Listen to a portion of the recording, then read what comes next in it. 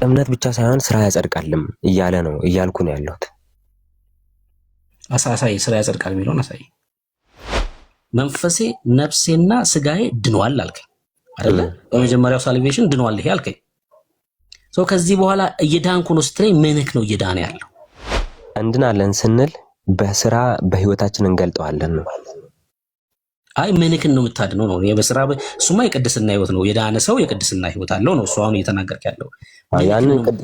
ያንን የቅድስና ስራ የምንሰራው ታዲያ ለመዳን ነው እኮ ነው እኮ። ምንህን ለማዳን? ምንህን ነው የምታድነው? ነፍሴንም ስጋዬንም ሁለንተናዬን። አልዳንም ነበር በመጀመሪያው ድነት ማለት ነው። ስላልዳን አይደለም፣ ስለ ፈርስት ሳልቬሽን ሳወረቅድ አይ ዶንት ማይንድ አለኝ ያኛው ልጅ ማለት አደከማችሁ። ለሁለት ነው የጠበጠባችሁኝ። እሺ አይ ለምሳሌ አንተም እንድትነቃ ነው በቃ ማለት ምንድነው እያልኩ ያለሁት አሁን ለምሳሌ ይኸውልህ አንዴ አዚት ያለክ እሺ አቀጥል። ካንተ ጋር እንቀጥል። ምን ላይ ነበር የቆማችሁት ከዳኒ ጋር? ይኸውልህ አንድ ጥያቄ ጠይቆኝ ነበረ። ምን ጠየቀ? የኃጢአት ስርየት ለማግኘት ነው ወይ የምትድነው አለኝ። ምንድነው? የኃጢአት ስርየት ለማግኘት ነው ወይ የምትሰራው አለኝ። እሺ ጥያቄውን አስተካከል። ምን ማለት ነው የኃጢአት ስርየት ለማግኘት? ለመዳን ነው ከሆነ አው ለለው፣ ካልሆነ ግን ምንድነው ጥያቄ ስለኝ እኔ ትክክለኛ ጥያቄ ነው ጠይቁኝ። ግልጽ ነው ጥያቄው ማለት ነው። ለምሳሌ ኃጢአት ስትሰራ በምንድነው ኃጢአት ይቅር የሚባለው ነው እያለክ ያለው? በጣም እኮ ግልጽ ነው። ሰርተክ ነው ወይ ኃጢአትን ይቅር የሚልክ ጌታ ነው እያለክ ያለው? ለዛ ነው ጥያቄው ትክክል አይደለም ያልኩ። እንዴ አንተ ኃጢአት ስትሰራ ኃጢአት ይቅር የሚባለው በምንድን ነው? የኃጢአት ስርየት ለማግኘት ነው ወይ የምትሰራው ሲለኝ የኃጢአት ስርየት ማለት መዳን ነው ወይ እኮ ነው የኔ ጥያቄ። አው ከሆነ ልመልስልህ፣ ጥያቄው ትክክል አይደለም ነው ያልኩ ያለሁት። እንዴ የኃጢአት ስርየት ማለት ምን ማለት ነው? በድል ኃጢአት ይቅር የሚባለው በምንድን ነው እኮ በጣም እኮ ግልጽ ነው እኮ። ፋይናሊ መዳን ነው የኃጢአት ስርየት ማለት ሪዛልቱ መዳን ነው። እንደዛ ከሆነ ልመልስልህ። ለኃጢአትና ለበደል ይቅርታ የምታገኘው በምን በኩል ነው?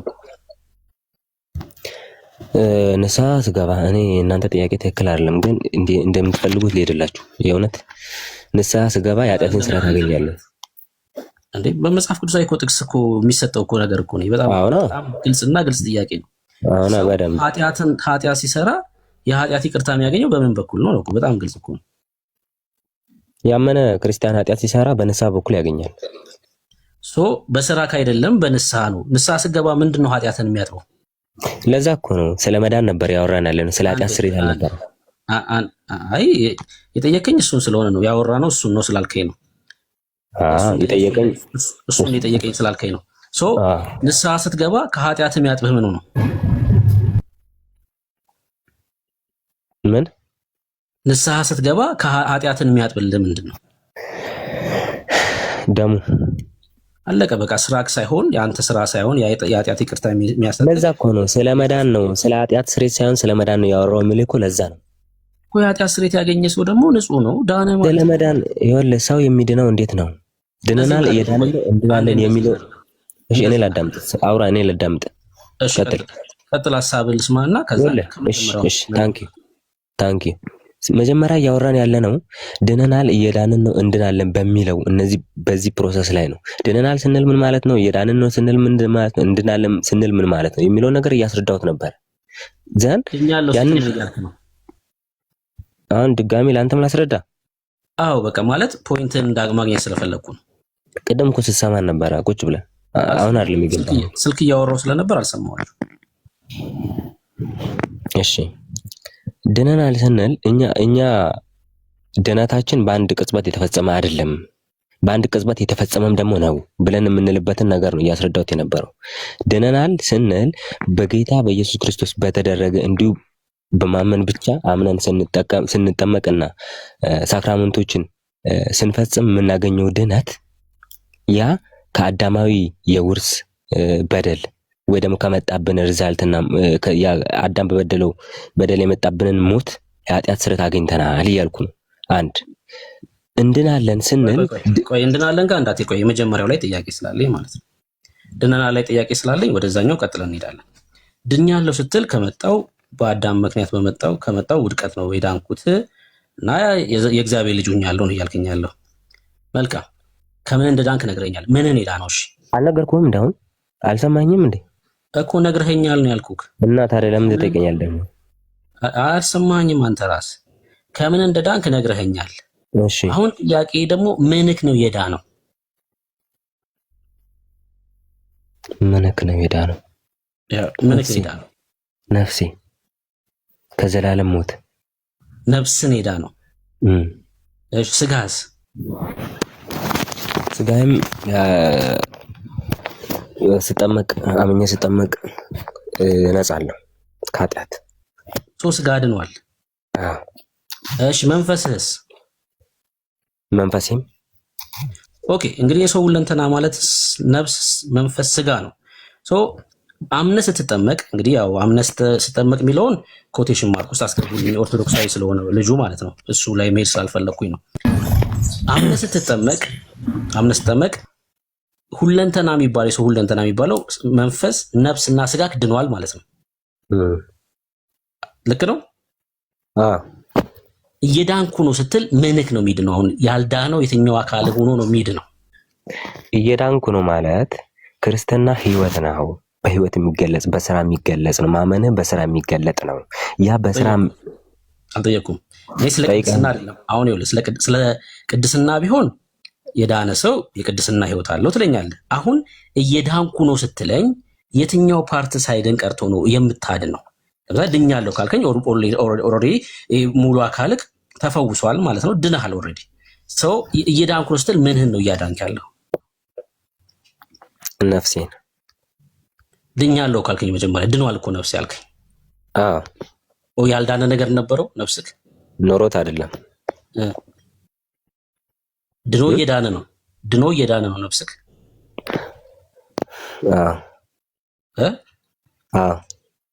ድኖ ያላለቀ ነገር ነበረው። መጽሐፍ ቅዱሳዊ ጥቅስ ስላስደግፍልህ ትፈልጋለህ ወይስ እንዴት?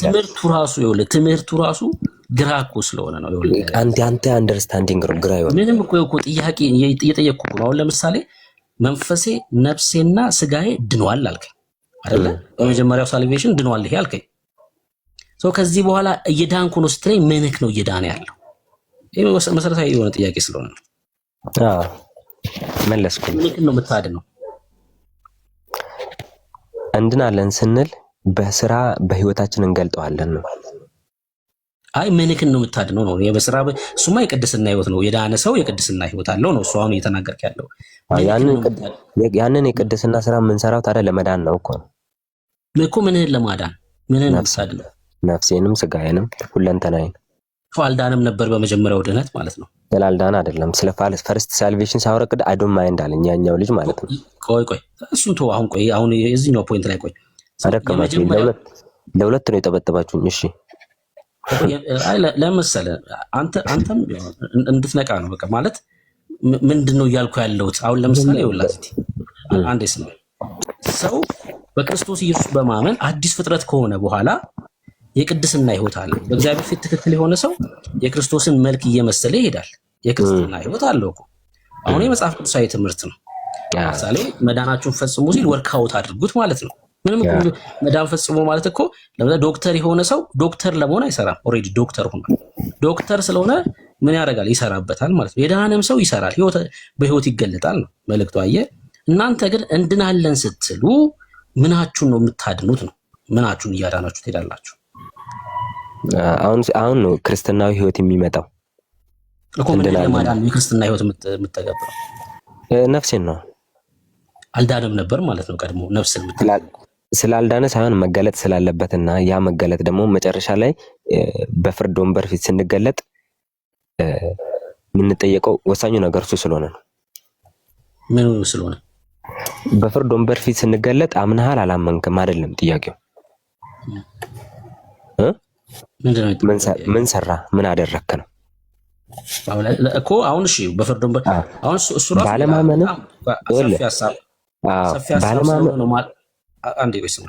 ሰፊ ሀሳብ ስለሆነ ነው ወደዛ ያልሄድኩት። አሁን ዳንኤል ይዘጋን ይሄ ነገር እንትን እያለ ነው አለክ ዳንሻ። ምኑን ነው የሚያድነው? የዳንኩ ነው ሲል ወንድማችን ነፍሱን ነው። ኦልሬዲ ግን ነፍሱ እንደ ዳና አስቀድሞ ግን ነግሮናል። ነፍሱ እንደ ዳነ እኮ ነግረናል። አሁን ምን እናድርግ መሰለህ? ነፍሴን አድናታለሁ በስራዬ የሚል የመጽሐፍ ቅዱስ ጥቅስ ነው።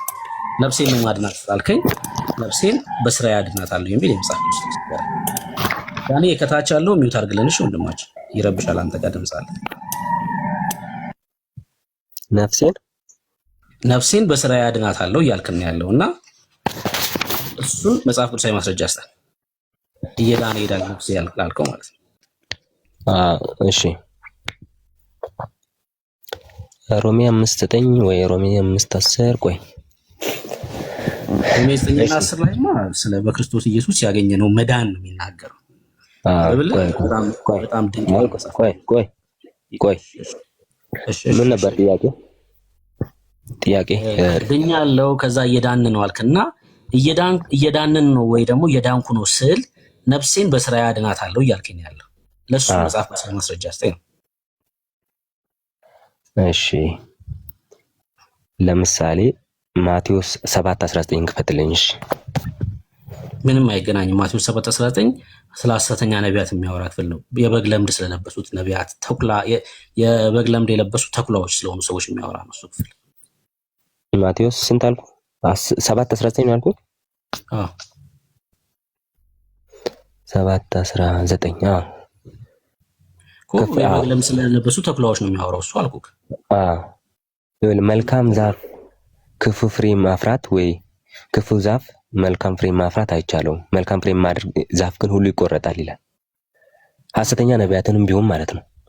ሐሰተኛ ነቢያት ማለት እምነት የሌላቸው ማለት ነው። ሐሰተኛ እነዚህ ሰዎች ማቴዎስ 7 ላይ ያሉት ሰዎች በጎች አይደሉም፣ የበግ ለምድ የለበሱ ተኩላዎች ናቸው። ተኩላዎች ደግሞ የዳኑ አይደሉም፣ የዳኑ ሰዎች አይደሉም። እነዚህ ሰዎች እኮ እኔ አሁን ድኛለሁ ስላልከው ስለ አንተ ነው እየጠየቁ ያሉት። እነዛ የዳኑ ሰዎች አይደሉም እዛ ክፍል ላይ ያሉት።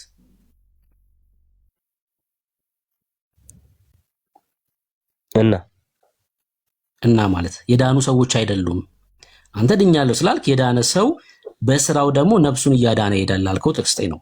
ማቴዎስ 7 ላይ ያሉት እኮ ክርስቲያኖች አይደሉም። አዚት ወንድም አለ ከቁጥር 11 የዳኑ ናቸው ይላል። ፍሬ ካላፈሩ ይቆረጣሉ ብዬ ነው። ፍሬ ያላፈሩ እኮ መልካም ዛፍ ስላልሆኑ ነው ወዳጄ። መልካም ዛፍ አይደሉም ህይወት የላቸውም ማለት እኮ ነው። የበግ ለምድ የለበሰ ተኩላ እኮ የተኩላው ክርስቲያን አለው እንዴ ወንድም አለ። እሺ ቆይ እንደዚህ አድርግ። እንደውም ቃል በቃል ለምን አላመጣልህም? ያዕቆብ መልእክት 2 ላይ ሄድ። ቅድም እንደጀመርኩ ልጨርስለት። ያዕቆብ 2 እሺ ያዕቆብ 2:10 ሰው በእምነት ብቻ ሳይሆን በስራ እንዲጸድቅ ታያላችሁ ይላል 24 ላይ። እኔ ጠየቅኩህ ነፍሴን በስራዬ እያዳንኳት ሄዳለሁ ላልከው ጥቅስ ነው ያልኩህ። ይሁንና ሰው በእምነት ብቻ ሳይሆን በስራ ይጸድቃል ማለት በስራዬ እጸድቃለሁ ማለት ነው።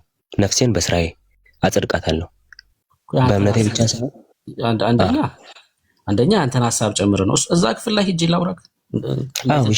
ይሻለኛል ስህተት እንደሆንክ ላሳየህ።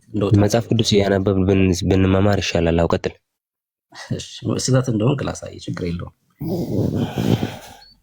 እሺ ያዕቆብ 2 አይደል? እስኪ የሚያነብልን ሰው አለ? አልከፍትም አለኝ እንዴ ስልኬ። አንተ ራስህ አንብባክ።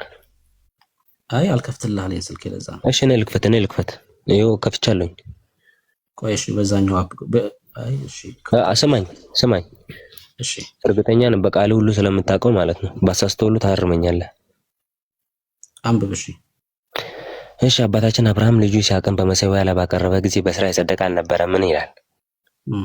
በምን በስራ ጸደቀ። ከዛ እምነትን ከስራ ይኸውልህ ዘፍጥረት ላይ አብርሃም አመነ ጽድቅም ሆኖ ተቆጠረለት ካለ በኋላ እዛ ቦታ ላይ አብርሃም ያምን እንደነበረ እንደገናም ካመነ በኋላ ልጁን ሰዋልኝ ሲል ራሱ ልጁን ለመሰዋት ምንም ያልተሰጠ ሰው እንደሆነ እዛ እምነት ፕላስ ደግሞ ስራ የተባለው ምንድነው? ልጁን በመሰዊያ ላይ ማቅረቡ ማለት ነው። ታዛዥነቱ እምነት ደግሞ ያምናል። ኦፍ ኮርስ በእግዚአብሔር ያምን ነበረ። ስለዚህ ሁለቱን አስተባብሮ ያደርግ መሆኑን ሲያረጋግጥ አባታችን አብርሃም ልጁ ይስሐቅን በመሰዊያ ላይ ባቀረበ ጊዜ በስራ አልጸደቀ አልነበረም ካለ በኋላ እምነት ከስራው ጋር አብሮ ያደርግ ነበር። አሁን እኛ ምናምነው ይሄንን ነው። እምነት ፕላስ ስራ ምንለው ይሄንን ነው። እምነትን ከስራው ጋር አብሮ ያደርግ ነበረ፣ በስራም እምነቱ ተፈጸመ። ከዛ አብርሃም እግዚአብሔርን ማመነ ጽድቅ ሆኖ ተቆጠረለት የተባለው ተፈጸመ፣ የእግዚአብሔር ወዳጅ ተባለ። ሰው ካለ በኋላ በአራት ነጥብ ሲዘጋል በእምነት ብቻ ሳይሆን በስራ እንዲጸድቅ ታያላችሁ ብሎ ሌላ ምሳሌም ያቀርብላል። የረዓብ ማለት ተመሳሳይ አይነት ሲቹዌሽን ማለት ነው።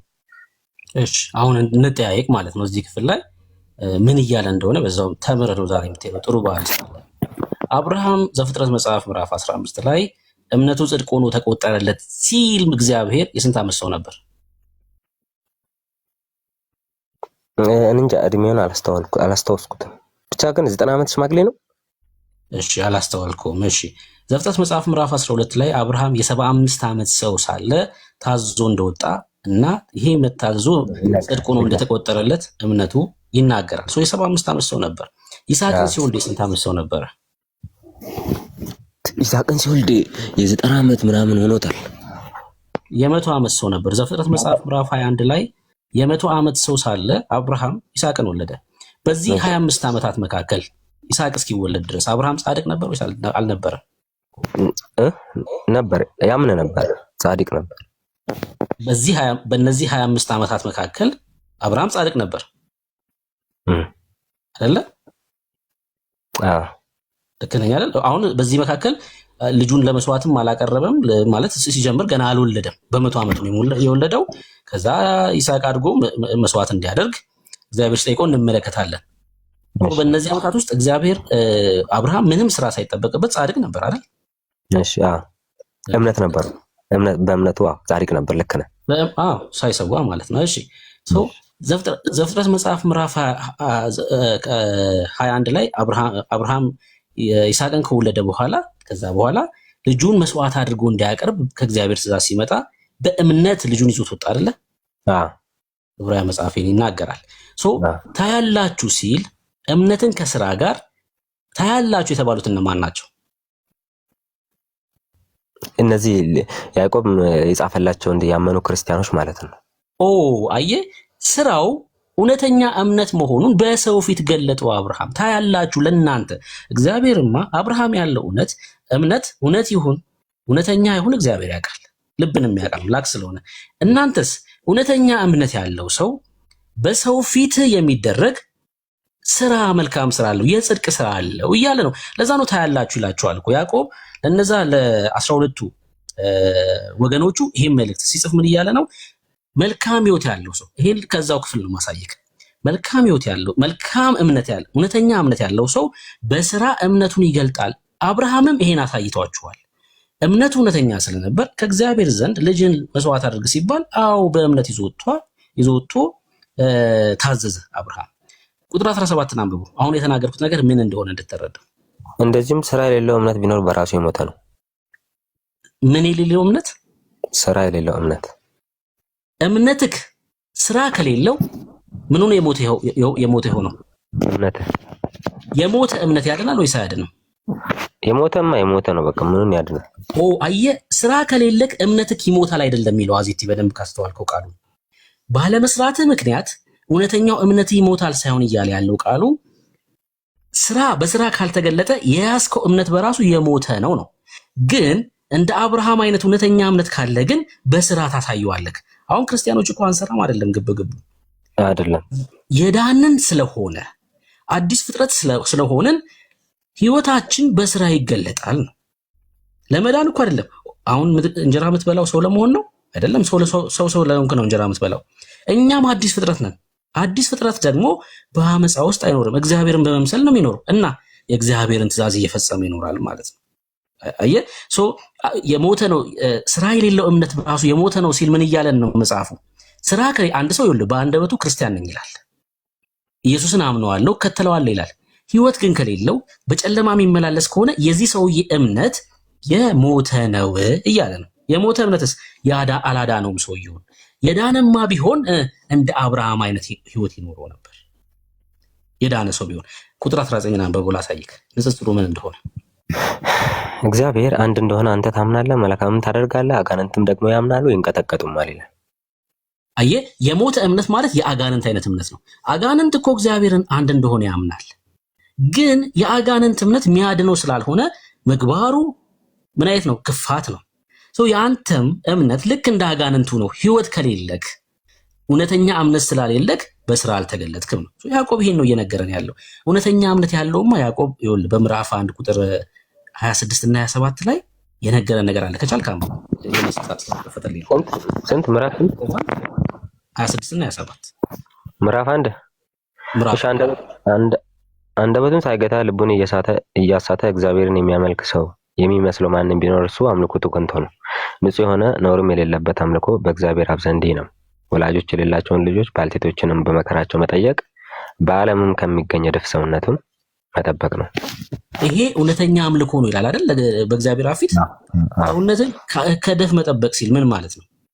ከዚህ ዓለም ከሆነው ከንቱ ህይወት ማለት ነው አይደል? እውነትን ከድፍ ባልቴቶችን በድካማቸው መጠየቅ አይደል? ይሄ እውነተኛ አምልኮ ነው ለክርስቲያን ነው። ለእውነተኛ ህይወት እውነተኛ እምነት ላለው ሰው ይሄ የምታረቀው አምልኮ ነው። በራሱ የክርስቲያን ህይወቱ ነው ማለት ነው። ይሄ ስራ ከሌለው ግን እምነቱ የሞተ ነው። የዛ ሰው ያዕቆብ እሱ ነው እየነገረን ያለው። ልስማ ታንክ ዩ። እኔ ደግሞ አንተ ሄደ ስለ አብርሃም ህይወት ያነሳልኝ እንትን ላይ ጥያቄ የለኝም። ትክክል ነህ። ግን አንተ ስራ የሌለው እምነት የማይሰራ እምነት ከሆነ እምነቱ በራሱ ሲጀመር ሰውየው አላመነምና የሞተ ነው አይነት ሐሳብ ነው ያነሳው እኔ እንደተረዳሁት ማለት ነው። ግን እንደዛ ከሆነ መጽሐፍ ቅዱስ ማለት የነበረበት 21 ላይ አባታችን አብርሃም ልጁ ይስሐቅን በመሰዊያ ላይ ባቀረበ ጊዜ በእምነት የጸደቀ አልነበረምን ልል ነው የሚገባ። አሁን መጽሐፍ ቅዱስ በስራ ጸድቋል ነው እያለ ያለን።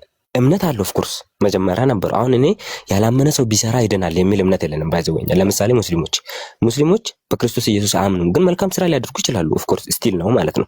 ግን እነዚህ ሰዎች ይድናሉ ወይ ብለን ስንል አይዱንም። ምክንያቱም መጀመሪያም በክርስቶስ ኢየሱስ ስላላመኑ ወይ ደግሞ በዛ ድነናል በምንልበት ቅድም ሳብራራ የነበረው ላይ ያንን በክርስቶስ ኢየሱስ እንዲሁ በጸጋ የሚገኘውን በእምነት የሚገኘውን መዳን ስላላገኙና ስላልተጠመቁ ማለት ነው አይድኑም እነዚህ ሰዎች ማለት ነው። ግን መልካም ስራ ሊያደርጉ ይችላሉ። መልካም ስራ ስላደረጉ ብቻ ግን ስራቸው የዘላለም ህይወትን ያሰጣቸዋል ወይ ብትለኝ ነው የምልህ። ስለዚህ መጽሐፍ ቅዱስ ምን አለ? አብርሃም ያምናል፣ እምነት አለው። ኦፍ ኮርስ አው እምነት አለው። ያ እምነቱን ግን በስራ ይገልጥ ነበረ። እምነቱ ውሸት አልነበረም። እሱን ልክ ነህ። ግን መጽሐፍ ቅዱስ እዚህ ከቃል በቃል ምንድን ነው የሚለው? በስራ የጸደቀ አልነበረም ወይ ነው የሚለው። ለምሳሌ ረሃብንም ስታያት ታምናለች፣ በእግዚአብሔር የምታመልክ ሰው ሆና ግን መልእክተኞችን ተቀብላ በሌላ መንገድ በሰደደቻቸው ጊዜ በምንድን ነው የጸደቀችው ካልገኝ በእምነት አይደለም። መጽሐፍ ቅዱስን በእምነት አላለም፣ እዚህ ጋር በስራ ነው የሚለው። የአብርሃም ደግሞ ደስ የሚለው ሁለቱን አብሮ ያደርግ ነበር ነው የሚለው። እምነት አለው፣ አዎ እምነት አለው። ያልሞተ እምነት አለው፣ ያው እምነት አለው። ያ እምነት ደግሞ ስራ የሚያደርግ ነው፣ ባዶ እምነት አይደለም። ከዛ አብሮ ያደርግ ነበር። እኛም እያልን ያለ ነው በክርስቶስ አምነን ከተጠመቅን በኋላ ካመንበት ቅጽበት ጀምሮ መስራት አለብን። የምንሰራው ደግሞ ስላምን ብቻ ወይ ደግሞ በህይወታችን እንዲገለጽ ስለፈለግን ብቻ ሳይሆን ህይወት እንዲሆነንም ጭምር ነው። ያ ህይወት እውነተኛ ህይወት የሚሆነው እምነት ፕላስ ስራ ስለሆነ ነው። አንድ ሌላም እንትን ልጨምርልህ ግን እንድታሰምርልኝ የምፈልገው ነገር በመሰዊያ ላይ ባቀረበ ጊዜ በስራ ነው የሚለው። በስራው እንዴት ነው በስራው አይጸድቅም ብለን የተከራከርን መጽሐፍ ቅዱስ በስራ የሚለን? ማቴዎስ 5 ላይ ይመስለኛል እነዛ ሙሽራይቱንና ዘይት የያዙት ሰዎች ማቴዎስ ጋር ከመሄድ በፊት እዚህ ጋር እንጨርሳለን። እዛ ማቴዎስን ከፈለክ አሳያለሁ ምን እንደሚል ማለት ነው። መጽሐፍ ቅዱስ የፈለግከው መጽሐፍ ቅዱስ ክፍል ላይ ሄደህ ስለ ስራ የሚያወሩትን ማውራት እንችላለን። በጣም ፈቃደኛ ነኝ። እሺ አሁን እዚህ ጋር አብርሃምን እኮ የተናገርኩ ልክ ነህ ትለኝና መልስ ትጠይቀኛለህ። ለምሳሌ እኔ አይደለሁም የሞተ እምነት ያለው ሰው ነው ስራ የሌለው ካለ መጽሐፉ እኔ አይደለሁም ያልኩት ማለት ነው። ቅድም የሞተ እምነት ያለው ሰው እውነተኛ ድኗል ወይ ስለ አልዳነም አልከኝ። አንተ ራስህ ነው የመሰለህ። አዎ አልዳነም። አሁንም ቢሆን ደግምልሃለሁ። በቃ ስላልዳነ ነው ህይወት የሌለው እኮ ቁጥር 17 ላይ የሞተ እምነት ያለው ሰው ስራ የለውም እያለን ነው መጽሐፉ። የሞተ እምነት ደግሞ ስላልዳነ ነው። ይሄ ሰውዬ እምነቱ ምንድነው? እውነተኛ አይደለም። በአንደበት ውስጥ ኢየሱስን አውቀዋለሁ ይላል። ኦርቶዶክስ ነው ሊል ይችላል፣ በቃ ክርስቲያን ነው ሊል ይችላል። ሰውየው ግን አንደበቱ ላይ ነው እንጂ እውነተኛ እምነት ስለሌለው ህይወት የለውም። እምነቱ የሞተ ነው። እኔ አይደለሁም እኮ መጽሐፉ ነው ይሄን ያለው። እቺን ብቻ መልስልኝ፣ መተህልኛል። እቺን ብቻ መልስልኝ። ታዲያ ሰው በእምነት ብቻ ሳይሆን ለምን ይለናል መጽሐፍ እኮ ነው የኔ ጥያቄ። አሁን እዚህ ጋር ምን እያለ መሰለህ? ቁጥር 14 ለምሳሌ አንብበው ላሳይህ ምን እያለ እንደው። ወንድሞች ሆይ እምነት አለኝ የሚል ስራ ግን የሌለው ሰው ቢኖር ምን ይጠቅመዋል? እምነቶች ሊያድነው ይችላልን? ይላል። እምነት አለኝ የሚለው ማን ነው? ያ ፐርሰን ነው አይደለ? አይ እምነት አለኝ ይላል። እምነት አለኝ እያለ ስራ ከሌለው ግን ኩዌሽን የሚደረገው ስራው ላይ አይደለም። እምነቱ ሊያድነው ይችላልን ይላል። አየህ፣ እውነተኛ እምነት ቢኖረውማ ስራው ላይ ጥያቄ አይነሳም ነበር። ስራ በስራ ይገለጥ ነበር። ስራ ስለሌለው ይሄ ሰውዬ ምኑ ላይ ጥያቄ የተነሳበት? እምነቱ ላይ። አየህ ጥያቄዎቹ እንዳለ ካስተዋልካቸው እምነት ላይ ነው። እውነተኛ እምነትማ ቢኖረው በስራ ስለሚገለጥ ይሄ ሰውዬ እምነቱ ላይ ጥያቄ አይነሳም። በቃ ክርስቲያን ነው ትላለህ። የኢየሱስ መልክ በሱ ላይ ታይቷል። እሺ ይሄማ የክርስቲያን ነው፣ እውነተኛ እምነት አለው። ስራው ላይ ጥያቄ ከተነሳበት ግን ስራ ከሌለው ግን ያ ሰውዬ ምንድን ነው ማለት ነው? እምነቱ ላይ ጥያቄ። እምነቱ ሊያድነው ይችላልን? ለምን? እምነት አለኝ እኮ እያለ ነው፣ ግን ህይወት የለውም የሰውዬ። እሱን ነው እየነገረን ያለው ያዕቆብ። እውነተኛ እምነት ያላቸውስ በቃ እውነተኛ ያለው እምነት በክርስቶስ ላይ ከሆንክማ መልካም ግንድ ላይ እኮ ነው ያለው። ከግንዱ የተነሳ ታፈራለህ። እሱን ደግሞ እኔ ነኝ ያልኩት መጽሐፍ ነው ያለው፣ መጽሐፍ ነው ያለው።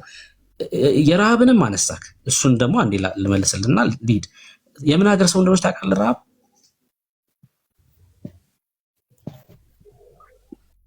ታውቃለህ? የምን ሀገር ሰው እንደሆነች? ረሃብ ታሪኩን አረስቻለሁ። እሺ ኢያሱ 2ን አንብበው። እሺ የኢያሪኮ ሰው ሀገር ሰው ናት። ታሪኩን እዛ ላይ ሙሉ ታገኘዋለህ። ግን ምን ማለት ነው? አሁን ጋለሞታ ናት እኮ ሴት አይደለ? በስራ አሁን ህይወቷን ስናነሳ ጋለሞታ እንደሆነች እየነገረን ነው መጽሐፉ። ስራ ተብሎ የተገለጸው ምንድን ነው? እዛ ክፍል ላይ ሰላዮቹን መቀበሏ ነው ስራ ተብሎ የተጠቀሰው። እስኪ ዕብራውያን መጽሐፍ ምዕራፍ 11 ቁጥር 31 አንብቡ። ዕብራውያን 11 ስለ እምነት ነው የሚያወራው። ስንት አልኩኝ? ቁጥር 11 31 ዕብራውያን 11 31 ጋለሞታይቱ ረሃብ ሰላዮቹን በሰላም ስለተቀበለቻቸው ከማይታዘዙ ጋር በእምነት አልጠፋችም ይላል። ከማይታዘዙት ጋር በምንድን ያልጠፋችሁ? በእምነት። ለምን? ኢያሱ መጽሐፍ ምዕራፍ 2ን ስታነበው የእናንተ አምላክ ትል ነበረ። ረሃብ ማለት ነው የእናንተ አምላክ። ስለ እስራኤል አምላክ ስለ ያዌ ታነሳ ነበረ። አምነዋለሁ ትል ነበር። ስለ እምነቷ ይናገር ነበር። ስራዋማ ጋለሞታ እንደሆነ እኮ እየነገረን ነው መጽሐፉ። ግን በእምነት ምን አደረገች? ሰላዮቹን ተቀብላ ሰደደቻቸው። እሱን ነው እያለ ያለው መጽሐፉ። ስላመነች በዚህ ህይወቷን አሳየች። ያዕቆብ እያለን ያለው ማለት ነውና አንድ ጥያቄ ልጠይቅና ከዛ የፈለከውን ጠይቅ። እሺ አንተ ክርስቲያን ነህ? አሁን የዳንክ ሰው ነህ? ማለት ከምን መጀመሪያ ከምን የዳንክ ሰው ማለት በቃ የዘላለም ሞት የሌለበት ሰው ማለት ነው። የዘላለም ሞት የሌለበት ሰው ደግሞ የዘላለም ህይወት ያለው ሰው ነው አይደል? የዘላለም ህይወት ያለው ሰው ነው። ልክ ነህ። ለምሳሌ አንደኛ ዮሐንስ መልእክት መጽሐፍ ምዕራፍ 5 ላይ በክርስቶስ ኢየሱስ ለምናምን ለኛ ዮሐንስ ይጽፍልን በክርስቶስ ኢየሱስ ለምታምኑ ለእናንተ የዘላለም ህይወት እንዳላችሁ ታውቁ ዘንድ ይሄን ጽፋለሁ ይልና ዮሐንስ በልጁ በክርስቶስ ኢየሱስ በማመናችሁ ምን አላችሁ ይለናል? የዘላለም ህይወት እንዳላችሁ ታውቁ ዘንድ ነው። ሰው በክርስቶስ ኢየሱስ የሚያምን ሰው የዘላለም ህይወት እንዳለው እርግጠኛ ነው ማለት ነው አይደል? ስለ እውቀት ነው እያወራ ያለው። እሺ ሰው የዘላለም ህይወት ካለክ የምትሰራው የዘላለም ህይወት ለማግኘት ነው? የዘላለም ህይወት ስላለክ ነው የምትሰራው? የዘላለም ህይወት ስላለኝም የዘላለም ህይወትንም ለማግኘት ነው። እሺ የዘላለም ህይወት ስላለኝ ላልከው ጥያቄ አላነሳም። የዘላለምን ህይወት ለማግኘት ስሩ የሚል የመጽሐፍ ቅዱስ ጥቅስ ነው። በነገራችን ላይ ማለት ነው አዚቲ የዘላለም ህይወት ማለት የሆነ ስፍራ ሄደን የምናገኘው ነገር አይደለም። የማንነት ጉዳይ ነው። የዘላለም ህይወት የዘላለም ልታጣው ትችላለህ እኮ ምን ልታጣው ትችላለህ? ድህነትህን። አይ የዘላለም ህይወት ላጣ እችላለሁና የዘላለም ህይወትን ለማግኘት ነው የምሰራው። በጣም የተለያየ ነው። እሱን ላይ ማውራት እንችላለን። ላጣ እችላለሁ የሚለው ላይ ግን የዘላለም ህይወት ለማግኘት ነው የምሰራው የሚለው ግን ሌላ ሐሳብ ነው። ላጣ እችላለሁ ከሚለው ጋር አይገናኝም። ግን እስኪ የዘላለምን ህይወት ለማግኘት እሰራለሁ የሚል የመጽሐፍ ቅዱስ ሐሳብ አለ። ፐርሰን ነው። አሁን ማንነት ነው። የዘላለም ህይወት ማለት የእግዚአብሔርን ህይወት መካፈል፣ ከማይጠፋው ዘር መወለድ ማለት ነው። የዘላለም ህይወት ኢተርናል ላይፍ ነው እያለ ያለው አሁን መንግስቱን መውረስ፣ የዘላለም ህይወት፣ እነዚህ ሁለት ትልልቅ ሐሳቦች ይነሳሉ መጽሐፍ ቅዱስ ላይ እና ሰፊ ነው ሐሳቡ። ምናልባት ስንማማር ብትመጣ በደንብ ታገኘው ነበር ሐሳቡን። ግን እስኪ የዘላለም ህይወትን ለማግኘት መስራት አለባችሁ የሚል የመጽሐፍ ቅዱስ ክፍል ካለ እሺ የዘላለምን ህይወት ለማግኘት መጀመሪያ እምነት፣ ቀጥሎ ደግሞ ስራ ያስፈልገናል ብለን ነው እኛ ምናምነው። እምነት የሌለው ስራ ሲጀመር አንሰራም። ኖ አይ የዘላለም ህይወት ለማግኘት እሰራለሁ ላልከው ጥቅስ ካለ እምነት ኖሮኝ ነው የምሰራው ሳይኖረኝ እምነት ኖሮ ነኝ ነው?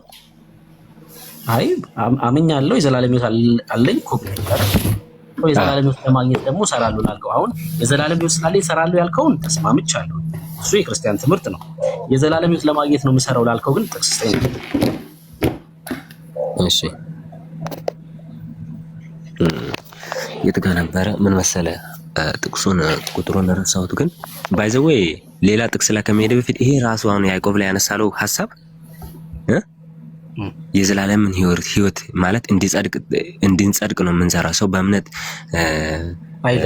እስኪ ያሳየኝ። ለመጽደቅ ትሰራላችሁ የሚል ያሳየኝ።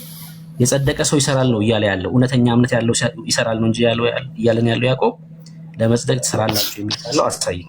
ይኸው 24 ምን ቁጥር 24 ምን ያዕቆብ 2:24 እኮ እሱንማ ስለ አብርሃም ነው። ትክክል ነው አልከኝ እኮ እውነተኛ እምነት ስለነበረው ልጁን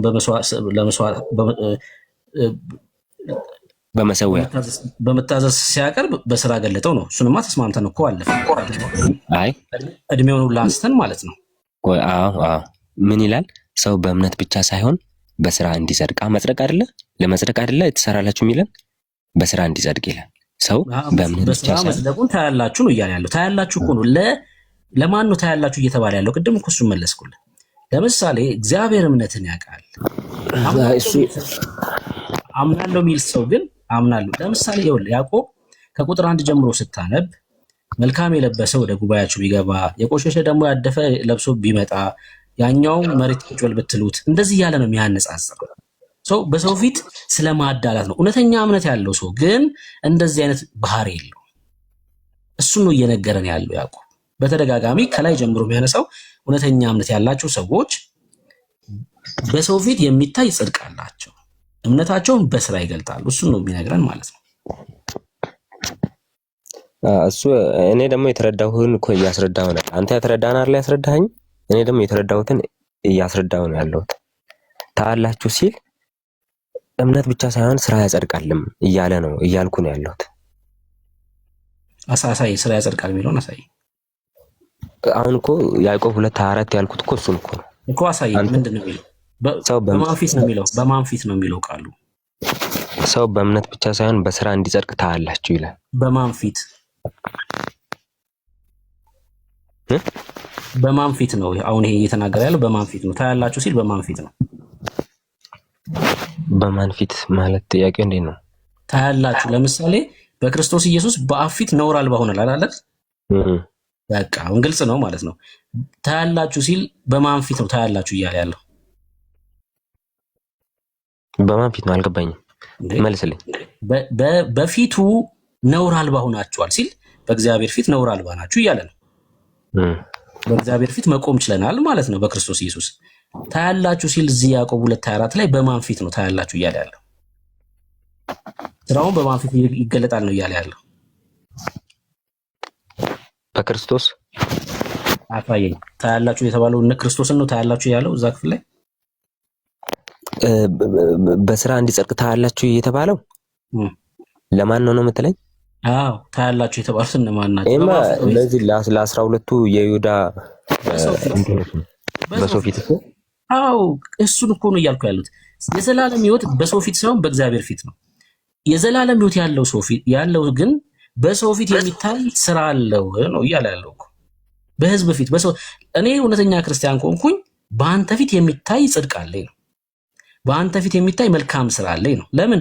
በእግዚአብሔር ፊት እውነተኛ እምነት ስላለኝ፣ በእግዚአብሔር ፊት ነውር አልባ ስለሆንኩኝ፣ በሰው ፊት ደግሞ ሳላዳላ የሚታይ ፍሬ አለኝ ነው። ለዛ ነው ታያላችሁ የሚለው። ጽድቁ ራሱ በሰው ፊት ነው። ለምን? አብርሃምን ሲታዘዝ ልጁን ለመስዋዕት ይዞ ሲወጣ በማን ፊት ነው? በሰው ፊት እኮ። ለዛ እኮ ነው። እስኪ ሮሜ 4 አንብበው። ይሄ አሁን የተናገርኩት ነገር ምን እንደሆነ እንዲገባት ማለት ነው። ሮሜ 4 አንብበው። ሮሜ ምዕራፍ 4 ቁጥር ስንት?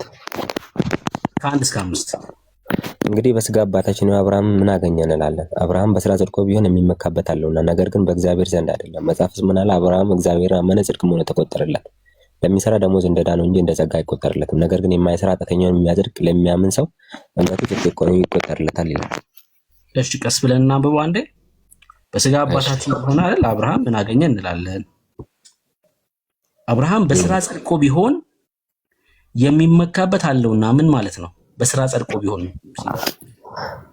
በስራ ጸድቆ ቢሆን ማለት ይኸውልህ፣ በስራው ብቻ እንደዚህ ጸድቆ ቢሆን ማለት ነው እኔ በስራዬ ነው የጸደቅኩት ያለ ሊመጻደቅ ይችላል ነው ሐሳቡ። አይ ብቻ የሚለውን አንተ ነው የጨመርከው። በስራው ጸድቆ ቢሆን ነው እንጂ የሚለው ብቻ የሚለውን አንተ ነው የጨመርከው።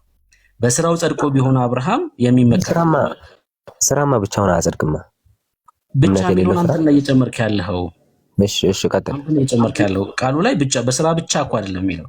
አብርሃም በስራ ነው ከናካቴው ስራ አጽድቆት ቢሆን የሚመካበት አለውና ይላል መጽሐፍ። ነገር ግን በእግዚአብሔር ዘንድ አይደለም። ይሄ ለምን ትምክህት ስለሚሆን ሰርተ ከሆነ እኮ የጉልበት ዋጋ ነው አይደለ? አዜቲ የሆነ ነገር ሰርተ ቤት ብትገነባ አቅምህ ነው እሱ፣ የላብህ ዋጋ ነው አይደል? ትምክህት ነው ማለት ነው። በነፃ ሲሆነ ሰውዬ ቤት ቢሰጥክ እሱ ደግሞ ጊፍት ነው፣ ትምክህት አይሆንብህም። ቴንኪው ነው የምትለው ለዛ ጊፍት ማለት ነው። አብርሃምን በስራ ጸድቆ ቢሆን የሚመካ እኔ ይል ነበር፣ አስቆጥሮ ቢሆን እኔ ይል ነበር ነው። እሺ መጽሐፍስ ምን አለ? አብርሃም እግዚአብሔርን አመነ፣ ጽድቅ ሆኖ ተቆጠረለት። በእግዚአብሔር ፊት ጽድቁ ለአብርሃም እምነቱ ነው እንጂ ሰው አይደለም። ታያላችሁ የተባለው እውነተኛ እምነት በእግዚአብሔር ፊት ስለነበረው በሰው ፊት የሚታይ ስራን አደረገ፣ እምነቱን ገለጠው ነው አብርሃም። ጽድቁስ ግን በእግዚአብሔር ማመኑ ነው። ቁጥር 4 በጣም ኪ ነገር ያሳየናል። እስኪ አንብበው ቁጥር 4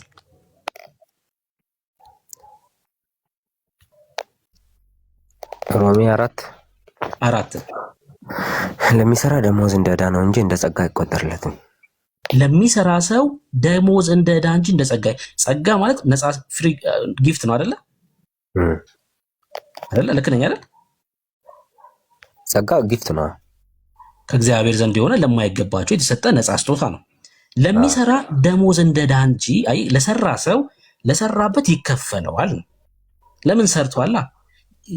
ነፃ አይደለም፣ ሰርቷል፣ ለሰራበት ይከፈለዋል እንጂ እንደ ጸጋ ለምን እንደ ስጦታ አይቆጠርም? እንደ ስጦታ አይቆጠርም። የሰራ ሰው ለሰራበት ይከፈለዋል። ጸጋስ የእግዚአብሔር የሆነ ነፃ ስጦታ ነው። ይሄን በነገራችን ላይ አንደኛ ቆሮንቶስ መጽሐፍ ምዕራፍ 3 ከቁጥር 11 ጀምሮ እስከ 15 ብታነበው ይሄ ክፍል በደንብ ሲብራራ ታየዋለህ። በዛ በቆሮንቶስ መልእክቱ ላይ ጳውሎስ ሲያብራራው ታየዋለህ። ምን ማለት እንደሆነ ስራና ጸጋ ምን ማለት እንደሆነ ሲያብራራ እንመለከታለን በዛ ክፍል ላይ ወንድም ማለት።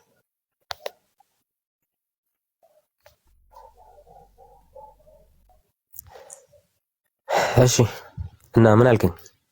ጨረስክ?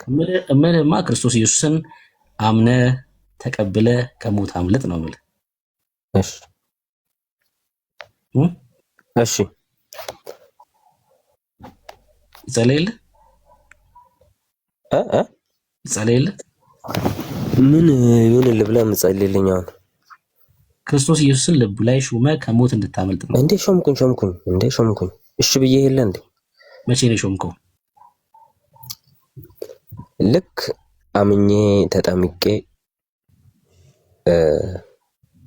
በጸጋው የሚገኘውን ድነት ሳገኝ።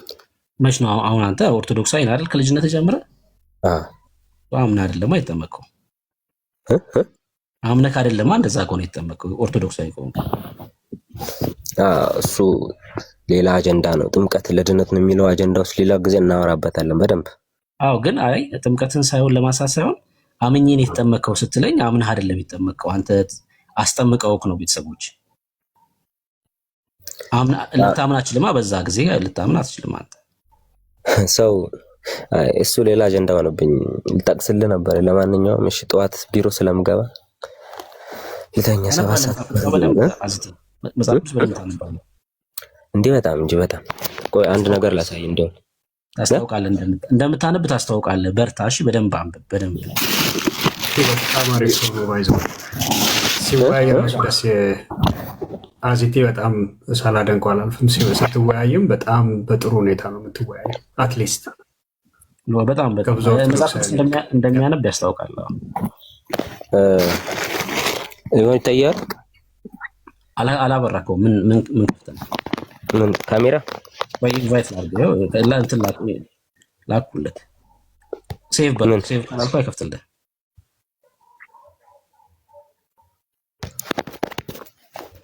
እሺ ይታያል። አሁን ይታያል። ትልቁ ላይ እና ይሄ እግዚአብሔር መጽሐፍ ነው። እሺ መጽሐፍ ቅዱስ ምን ልል ፈልጌ ነው፣ በተቻለን አቅም እንማራለን። ሰው ከመማር ነው እንትን የሚያገኘው ብዬ አስባለሁ። ጨለማ ሆነ ግን አሁን አይታይም። እሺ ጨለማ አድርገው። አዎ ይኸው። እሺ ታነባለህ ወይ ላልከኝ ነው። አዎ ናይስ። አዎ አይ ታስታውቃለህ በደንብ። አዎ ለማንኛውም ጠዋት ቢሮ ስለምገባ ስቲል ተኛ።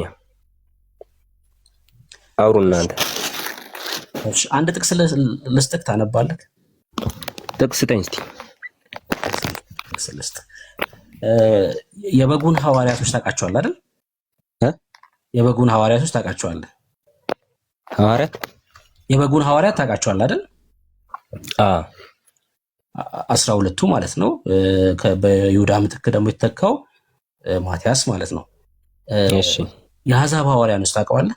የአሕዛብ ሐዋርያውን ማን ነው? ፖል አይደለም? ጳውሎስ፣ ሐዋርያው ቅዱስ ጳውሎስ። እሺ ታውቀዋለህ አይደል? ታውቀዋለህ አይደል? የአሕዛብ ሐዋርያ እንደሆነ እሱ። እሺ ለምሳሌ ገላትያ 2:7 አንብቡ። አሁን እሱን አንብበውና ጥቅስ ልሰጥህ ስለፈለኩ ነው እንድታነብ።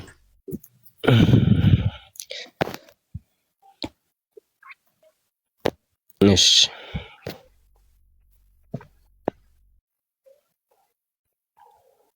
ገላትያ 2:7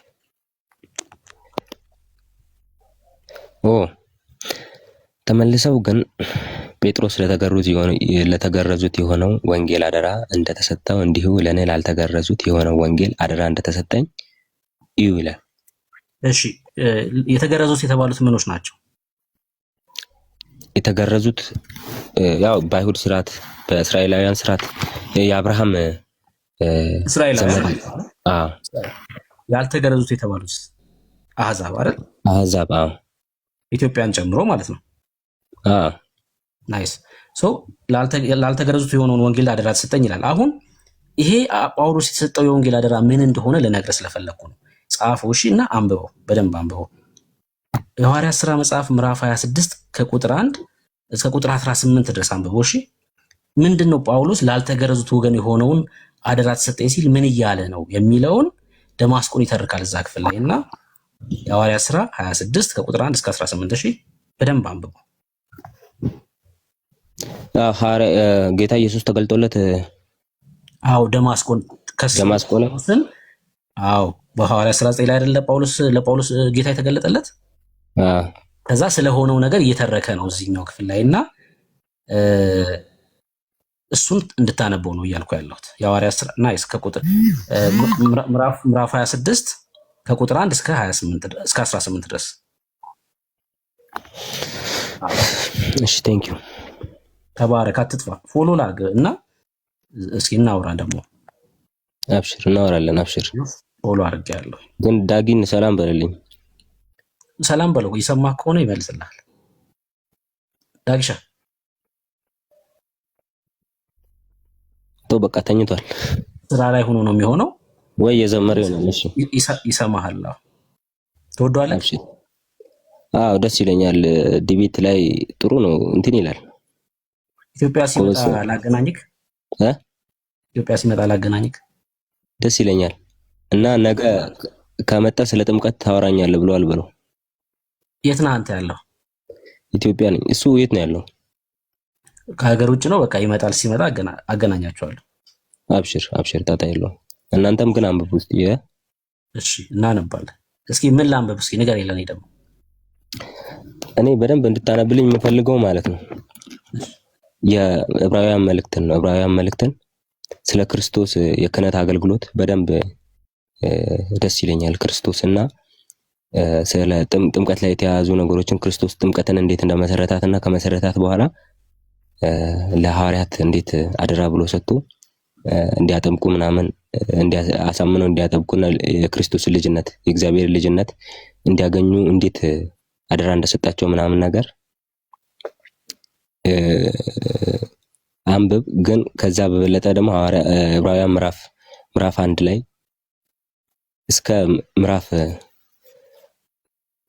7 ላይ በተለይ የክርስቶስ ክህነት አገልግሎት እንዴት እንደነበረ ብታነቡ ደስ ይለኛል ሁላችሁም ፕሮቴስታንቶች። እሺ የዕብራውያን መጽሐፍ በጣም የምንወደው ነው። በጣም የምንወደው ብቸኛው ሊቀ ካህናችን ኢየሱስ ክርስቶስ ነው። ስለ ክርስቶስ ኢየሱስ ሊቀ ካህን ስናወራ ነው እኛ ትምክታችን ሁላ ማለት ነው። ክርስቶስ ኢየሱስ የሚራራም ሊቀ ካህን ስለሆነ የሚራራ ማለት ታውቃለህ፣ በኃጢአት እንኳን ስንወድቅ ማንጠፋው የሚራራ ሊቀ ካህን እና በአብ ፊት የሚታይልን ሊቀ ካህን ስላለን ነው ማንጠፋው። እና በጣም የሚገርመኝን ከዕብራውያን መጽሐፍ ላይ አንድ ጥቅስ ላንብብልህ። ዕብራውያን መጽሐፍ ምዕራፍ 10 ላይ እርሱ ግን ስለ ኃጢአት አንድን መስዋዕት ለዘላለም አቅርቦ በእግዚአብሔር ቀኝ ተቀመጠ ይልና ጠላቶቹም የእግሩ መረገጫ እስኪደረጉ ድረስ ወደፊት ይጠብቃል። አንድ ጊዜ በማቅረብ በመስቀል የሚቀደሱትን በክርስቶስ ደም የዘላለም ፍጹማን አድርጓቸዋል ይላል። በኢየሱስ የሚቀደሱትን የዘላለም ፍጹም የሚያደርግ ነው የክርስቶስ ደምና ቆንጆ መጽሐፍ ነው ዕብራውያን መጽሐፍ። በጣም እኔ የዕብራውያን ጸሐፊ የብሉይ ኪዳን መጽሐፍትን በደንብ የሚያውቅ ሰው እንደሆነ ያስታውቃል የጻፈው። እኔ ለዛ ወደ ፖል እኔም አንድ እንትን ልንገራ። እሺ እንደዛ ከሆነ እሺ ዕብራውያን መጽሐፍ ላይ እንደዚህ ይላል፣ ነገር ግን ክርስቶስ ይመጣ ዘንድ ላለው መልካም ነገር ሊቀ ካህናት ሆኖ በምትሻለውና በምትበልጠው በእጆችም ባልተሰራች ደግሞም ለዚህ ፍጥረት ባልሆነች ድንኳን አንድ ጊዜ የዘላለምን ቤዛነት አገኝቶ ፈጽሞ ወደ ቅድስት በገዛ ደሙ ገባ እንጂ በፍየሎችና በጥጆች ደም አይደለም። አሜን ይላልና ክርስቶስ ወደ ቅድስት የገባው በገዛ ደሙ ነው። እኛ ኦርቶዶክሳውያን እንደዛ ብለን ነው የምናምነው። ባይዘው ይቅርታ ብሩክ፣ የዚች ጋር ኢንተርጀክት ለማድረግ በገዛ ደሙ ወደ ቅድስት ገባ ስትል አሁን እንዴት ነው የገባው? አዚቴ ወዬ ጥሩ። አሁን በገዛ ደሙ ወደ ቅድስት ገባ ስትል እንዴት ነው ደሙን ይዞ የገባው? ጥሩ ነው። ይሄ ብዙ እንትን አለው። የአሮን ክህነት ስርዓት ላይ ቅድስት የምንለው አለ አይደለ? ሶስተኛው እንትን እየሳልኩ ባሳይ ደስ ይለኛል። ግን ቅድስት የምንለው ቦታ ቅድስተ ቅዱሳን የምንለው ቦታ ላይ ክርስቶስ እንዴት ወደ መስቀል እንደገባ ወደ ቀራንዮ አደባባይ እንዴት እንደወጣ ያንን ነው ራሱን የሰዋበትን እንትን ነው ቅድስት የምንለው። እንዴት አሁን ወደ ሰማይ አሁን በምድር ያለው የአሮን ክህነት ወይንም በምድር ያለው የክህነት አገልግሎት የነበረውን እሱን እንደ ምሳሌ እንወስደዋለን። ነገር ግን እሱ የገባበት አሁን በእጅ ወደ ተሰራች አይደለ? ሰማይን አልፎ ነው የገባው። በእጅ ወደ ተሰራች ወደዛች መቅደስ አልገባም። ስለዚህ አሁን በገዛ ደሙ ገባ ስንል እንዴት ነው የገባው? አየህ፣ አሁን እሱም ማወቅ አለብን። እሺ ለምሳሌ አንድ ቦታ ላሳየ፣ ከዛ በኋላ ሁለት ቦታዎች ላሳየና እንዴት እንደገባ ከዛ ምልጃው እንዴት ከሱ ጋር ኢየሱስ ያማልዳል እንዴት እንደምንል አሳያለሁ ማለት ነው። ሶሪ ወደዛ ግን ሳትሄዱ ቢና ድምጽ የሚሰማ ከሆነ እሱ ያነሳው ፖይንት ላይ ክሊር ቢሆን ከዛ ወደ አነሳው ብትሄድ ማለት ነው። ለምሳሌ ከአሮን ክህነት ጋር አገናኝተ ለምሳሌ ያው ቅድስትና ቅድስተ ቅዱሳን የተለያዩ ናቸው አይደል? አዚቴ መልካም። ሊቀ ካህኑ መስዋዕት ያቀርብ የነበረው በቅድስት ውስጥ ነው ወይስ በቅድስት ቅዱሳን ውስጥ ነበረ መስዋዕቱ ይሰዋ የነበረው? በቅድስተ ቅዱሳን ውስጥ እዛ ታቦቱ ነው ያለው። ታቦቱና እንትኑ ነው ያለው። ደሙን ሊረጭ ነው ወደ ቅድስተ ቅዱሳን የሚገባ። ደሙን የሚሰዋው ከዛ ከቅድስተ ቅዱሳን ፊት ለፊት ባለው በቅድስቱ ነው። በቅድስት ውስጥ ነው። ሶስት እንትኖች ናቸው ያሉት። ቅድስተ ቅዱሳን ውስጥ ያለው ነው ደሙ የሚረጭበት ማለት ነው። በአይሁድ እንትን መሰረት ማለት ነው። ታቦቱ ያለበት ነው። እሺ ታቦቱ ያለበት ነው። እሺ ቅድስቱስ? ቅድስት አለ። እነዚህ ህብስቱ ያለበት ማለት ነው። ህብስቱ ያለበት ህብስቱ መቅረዙ ምናምን ያለበት ማለት ነው። ልክ ነው። የት ነው የሚሰዋው ታዲያ? ከዛ በድንኳን ውስጥ በድንኳኑ በረንዳ ላይ ነው በጉን የሚሰዋው።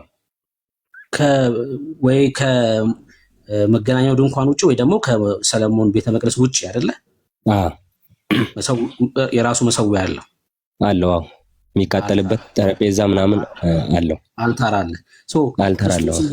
ክርስቶስ ኢየሱስ የተሰዋው የት ነው ታዲያ? መስቀል ላይ። ናይስ። መስቀል ላይ ይዞ ገባ አይባልም ማለት ነው። የመሰዊያው ቦታ ነው እንጂ ይዞ የሚገባበት አይደለም ማለት ነው። ኦኬ እሺ። ለምን መሰለህ? ቅድስተ ቅዱሳንማ ደሙ ነው ይዞ ነው የሚገባው ሊቀ ካህኑ። የመሰዊያው ስፍራ ግን ከውጭ ነው ያለው። ክርስቶስም መስቀል ላይ ተሰዋ፣ የሚሰዋበት ስፍራ ነው። ይዞ የገባውስ ወደ ሰማይ ነው። ወደ ሰማይ አሁን ገባ ይላል መጽሐፍ። ናይስ። አሁን ቀጥሉ ቢናይ፣ ይሄኛውን ክሊር ለማድረግ ነው። ቀጥሉ። አሁን ወደ መስቀል ሳይሆን ይዞ የገባው ወደ ሰማይ ነው። ቀጥል ቢና። ወደ ሰማይ ገባ ይላል በግልጽ አማርኛ ሲጀመር። ልክ ነህ። ያ ማለት ደሙን ይዞ ቀጥሉ። ደሙን ይዞት ገባ ስንል ግን ምን እያለን ነው ታዲያ? አሁን ጥሩ ነው ብሩኬ መሰረቱን በደንብ አሳይተዋል። አሁን ደሙን ይዞ ገባ ስንል ሁለት ቦታ ማየት አለብን።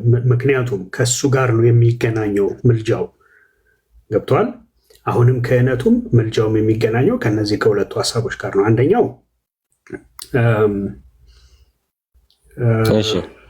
ዘሌዋውያን 17:11 አውጣው። ዘሌዋውያን 17:11 ኦሪት ዘሌዋውያን ምዕራፍ 17 ቁጥር 11 የሥጋ ሕይወት በደሙ ውስጥ ነውና ደሙም ከሕይወቱ የተነሳ ያስተሰርያልና በመሠዊያው ላይ ለነፍሳችሁ ማስተሰሪያ ይሆን ዘንድ እኔ ለእናንተ ሰጠሁት። ኦኬ። የሥጋ ሕይወት በምን ውስጥ ናት አለ? የሥጋ ሕይወት በጣም ብዙ ኦርቶዶክሳውያን እንድታስተውሉት እንፈልጋለሁ። እዚህ ውስጥ ያሉ ኦርቶዶክሳውያንም ሁሉ በጣም እንድታስተውሉት የምንፈልገው ቦታ ነው ይሄ። እሺ፣ የሥጋ ሕይወት በደም ውስጥ ናትና አለን አይደል? ከዛስ ደሙም ከሕይወቱ የተነሳ ከምኑ የተነሳ? ከሕይወቱ የተነሳ ያስተሰርያልና ከሕይወቱ የተነሳ አያደን። አሁን ደሙ የሚያስተሰርየው ከምን የተነሳ ነው ከተባለ ከሕይወቱ ማለት ሕያው ከመሆኑ የተነሳ ነው ደሙ የሚያስተሰርየው። እሺ፣ ይህንን ቦታ የዕብራውያን ጸሐፊ ምን ብሎ እንዳስተማረው ይኸው እስቲ አሁን ዕብራውያን 7:23 ጀምሮ አንብበው እስቲ ምን ይላል እዛ ጋር? ዕብራውያን 7:23 ከ23 ጀምሮ አንብበው እስከ 25 ድረስ። እነርሱም እንዳይኖሩ ሞት ስለከለከላቸው ካህናት የሆኑ ብዙዎች ናቸው። እርሱ ግን ለዘላለም የሚኖር ስለሆነ የማይለወጥ ክህነት አለው። ለዘላለም የሚኖር ማለት ለዘላለም ሕያው ስለሆነ ነው። ስለዚህ ደሙን ይዞ ገባ ስንል ምን እያለ ነው? አሁንም ለማስታረቅ ደሙ ትኩስ ነው ማለት ነው። አሁንም ትኩስ ነው። በጣም ጥሩ። ግን አሁን እዚህ ጋር ሕያውነቱን ከምን ጋር አያይዞ ነው የተናገረው? ከሕይወቱ ጋር። ከሕይወቱ ጋር ሕያውነቱማ ያው ከሕይወቱ ጋር ነው። ሕያው ሕይወት አለው ወይንም ሕያው ማለት ከሱ እሱ ነው። ግን ከዛ ቀጥሎ ምንድን ነው የሚለን? ምን ሊል ይችላል? ከዛ የተነሳ ነው የሚለን የዕብራውያን ጸሐፊ። አሁን ቃላቶቹን በደንብ በኦርደራቸውን አስተካክለን ማንበብ አለብን። እርሱ ግን ለዘላለም የሚኖር ስለሆነ የማይለወጥ ክህነት አለው። ስለ እነርሱም ሊያማልድ ዘወትር በሕይወት ይኖራልና፣ ስለዚህ ደግሞ በእርሱ ወደ እግዚአብሔር የሚመጡትን ፈጽሞ ሊያድናቸው ይችላል። ስለ እነሱም ሊያማልድ መቼ? ዘወትር በሕይወት ይኖራል። አሁን ኢየሱስ አማላጅ ነው ስንል ገባ አይደል? ምን እያለን እንደሆነ ከሕያውነቱ ጋር እየተገናኘ ነው። አሁንም ወደዛች በእጅ ወዳልተሰራችው ቅድስተ ቅዱሳን የገባው ደሙን ይዞ ገባ ስንል ሕያው ነው፣ ከሙታን ተነስቷል፣ የሰራው ስራ ዛሬም ሕያው ነው እያለ ነው። ዛሬም ያስተርፋል። ስለዚህ ከዛ የተነሳ ዛሬም ምንድን ነው እያለን ነው? አማላጅ ነው። ማን ነው የሚለን? ያው እዛው እኮ አለን ዘወትር። ደግማ አንብበው እስቲ፣ ቆይ ደግማ አንብበው። አይ እንትን አሁን ይኸውልህ እንትን አዚቴ ይሄ እንትኑን ቶ ይሄ ፕሪዘምፕሽን ይዘህ የመጣውን ቶ ገብቷል። አሁን እሱ ችግሩ እኮ እሱ ጋር ነው። እንደዛ ይመስላል እንጂ ፕሪዘምፕሽን ይመስላል እንዲህ የሆነ የተጫነብን ሶፍትዌር ነው እንደዚህ እንዳትቀበሉ የሚያደርጋችሁ የሚል ቲንኪንግ እንዳላችሁ አውቃለሁ። ባይዘው ግን አሁን ይኸውልህ አንተ የምትለኝን ነገር እኔ እኛ የምንረዳው እንዲህ ነው ብዬ ብልህ ማለት ነው ልትለኝ የምትችለው ብቸኛው ነገር ያ ነው፣ ፕሪዘምፕሽን ነው። እና እሺ ቀጥል፣ ልስማ። ጥሩ እያወራ ነው ባይዘው። እርሱ ሊያማልድ ዘወትር በሕይወት ይኖራል አለ። አየህ፣ አሁን ቅድም ሕያውነትን ያነሳ ነው። የሥጋ ሕይወት በደም ውስጥ ነው ከደሙም የተነሳ ከህይወቱም የተነሳ ደሙ ምን ያደርጋል አለ? ያስተሰርያል እኮ ነው ያለ አይደል? እዚህ ጋር ደግሞ ምልጃው ምን አለ? ሊያማልድ ዘወትር በህይወት ይኖራል እኮ አለ። አሁን ቃላቶቹ በጣም አሁን ህይወት ብሎ ሲናገር ዝም ብሎ አይደለም። ሊያማልድ ዘወትር ሲለን ዝም ብሎ አይደለም። መቼስ ቃላቶችን ስንጠቀም ትርጉም እንዲሰጡ ብለን እንጂ እንደው በተለይ በመጽሐፍ ቅዱስ ላይ የተጻፉልን በእግዚአብሔር መንፈስ ምሪት የተጻፉ ስለሆኑ የተነገሩት ቃላት መቼስ ቦታ ለማጣበብ ነው ብላ አታምንም አንተ። እንደዛ እንደማታምን እርግጠኛ ነኝ። ስለዚህ ዘወትር ሊያማልድ ዘወትር በህይወት ይኖራል ሲል አየህ፣ ምልጃው ከምን ጋር ይገናኛል? ከህያውነቱ ጋር። ህያውነቱ እስከ መቼ ነው? ለዘላለም ነው። እሺ እኔ አንድ ነገር ብቻ ልንገር፣ እዚህ ጋር ስማኝ፣ ቁም ነገር ነው የማወራው፣ እውነት ያለምንም እንትን ማለት ነው። እሺ እኛ ልበለው አክቹአሊ እኔ ቤተክርስቲያን ወክ ያለ ማወራው፣ ግን የተማርኩትን እንትን እኔ ሳወራ እኔ ብቻ እያወራው እንደሆነ ብቻ አድርገህ እንትን በላይ ክርስቶስ እኔ አምናለሁ ዛሬም እንደሚያስታርቅ ማለት ነው። ደሙ ዛሬም ትኩስ እንደሆነ እንደሚያስታርቅ መጽሐፍ ሲናገር ከአቤል ደም ይልቅ የተሻለ እንደሆነ ከአቤል ደም ይልቅ የተሻለውን ወደሚናገር ወደ መርጨት ደም ደርሳችኋል ነው የሚለው። እና በዛው እኛም እናምናለን ክርስቶስ ራሱ ካህን እንደሆነ ራሱ መስዋዕት እንደሆነ ስቲል ነው ዛሬም ማለት ነው። ራሱ መስዋዕት አቅራቢ እንደሆነ እናምናለን እኛ። ግን አሁን ምልጃ ሊያማልድ ሲል ለመቀበል እኮ ከብዶን አይደለም። አሁን ይሄ ቃል ኮንቴክስቱ ምልጃ ስንል ዛሬም ኢየሱስ ክርስቶስ በስጋው ወራት በነበረበት አይነት እየወደቀ እየተነሳ ማራቸው ይላል ማለት ሳይሆን መጽሐፍ እንደዚህ ይላል። ዕብራውያን እኛም እኮ አላለም አያደል? አሁን እሱ ጋር እንተማመን እኮ እንደዛ ከሆነ አማላጅ ነው ማለት አንችልም። እየተነሳ ያማልዳል ሳይሆን ካልሆነ ምልጃ ሊባል አይችልም። ዛሬ ምንድነው? አስታራቂ ግን አማላጅ አይደለም። አማላጅ ግን አይደለም። አስታራቂ ነው። አስታራቂ ነው። አማላጅ ነው አይደለም። ላሳየህ። ቆይ ላሳየህ አንድ ነገር ይኸው እዚሁ ላይ ላሳየህ። ቆይ እንደውም የኢትዮጵያ መጽሐፍ ቅዱስ ማህበር አስታራቂን ምን ብሎ እንደፈታው አሳያለሁ። ከዛ በፊት ግን አንተ እየፈለክ አንድ ነገር ላንብብልህ። ችግር የለውም አንብብልህ። እሺ ዕብራውያን 9:26 ላይ እንደዚህ እንዲህስ ቢሆን ዓለም ከተፈጠረ ጀምሮ ብዙ ጊዜ መከራ ሊቀበል ባስፈለገው ነበር። አሁን አንተ ባልከው አይነት ኮንቴክስት ከሆነ ማለት ነው ባስፈለገው ነበር። አሁን ግን በዓለም ፍጻሜ ራሱን መስዋዕት ኃጢአትን ሊሽር አንድ ጊዜ ተገልጧል።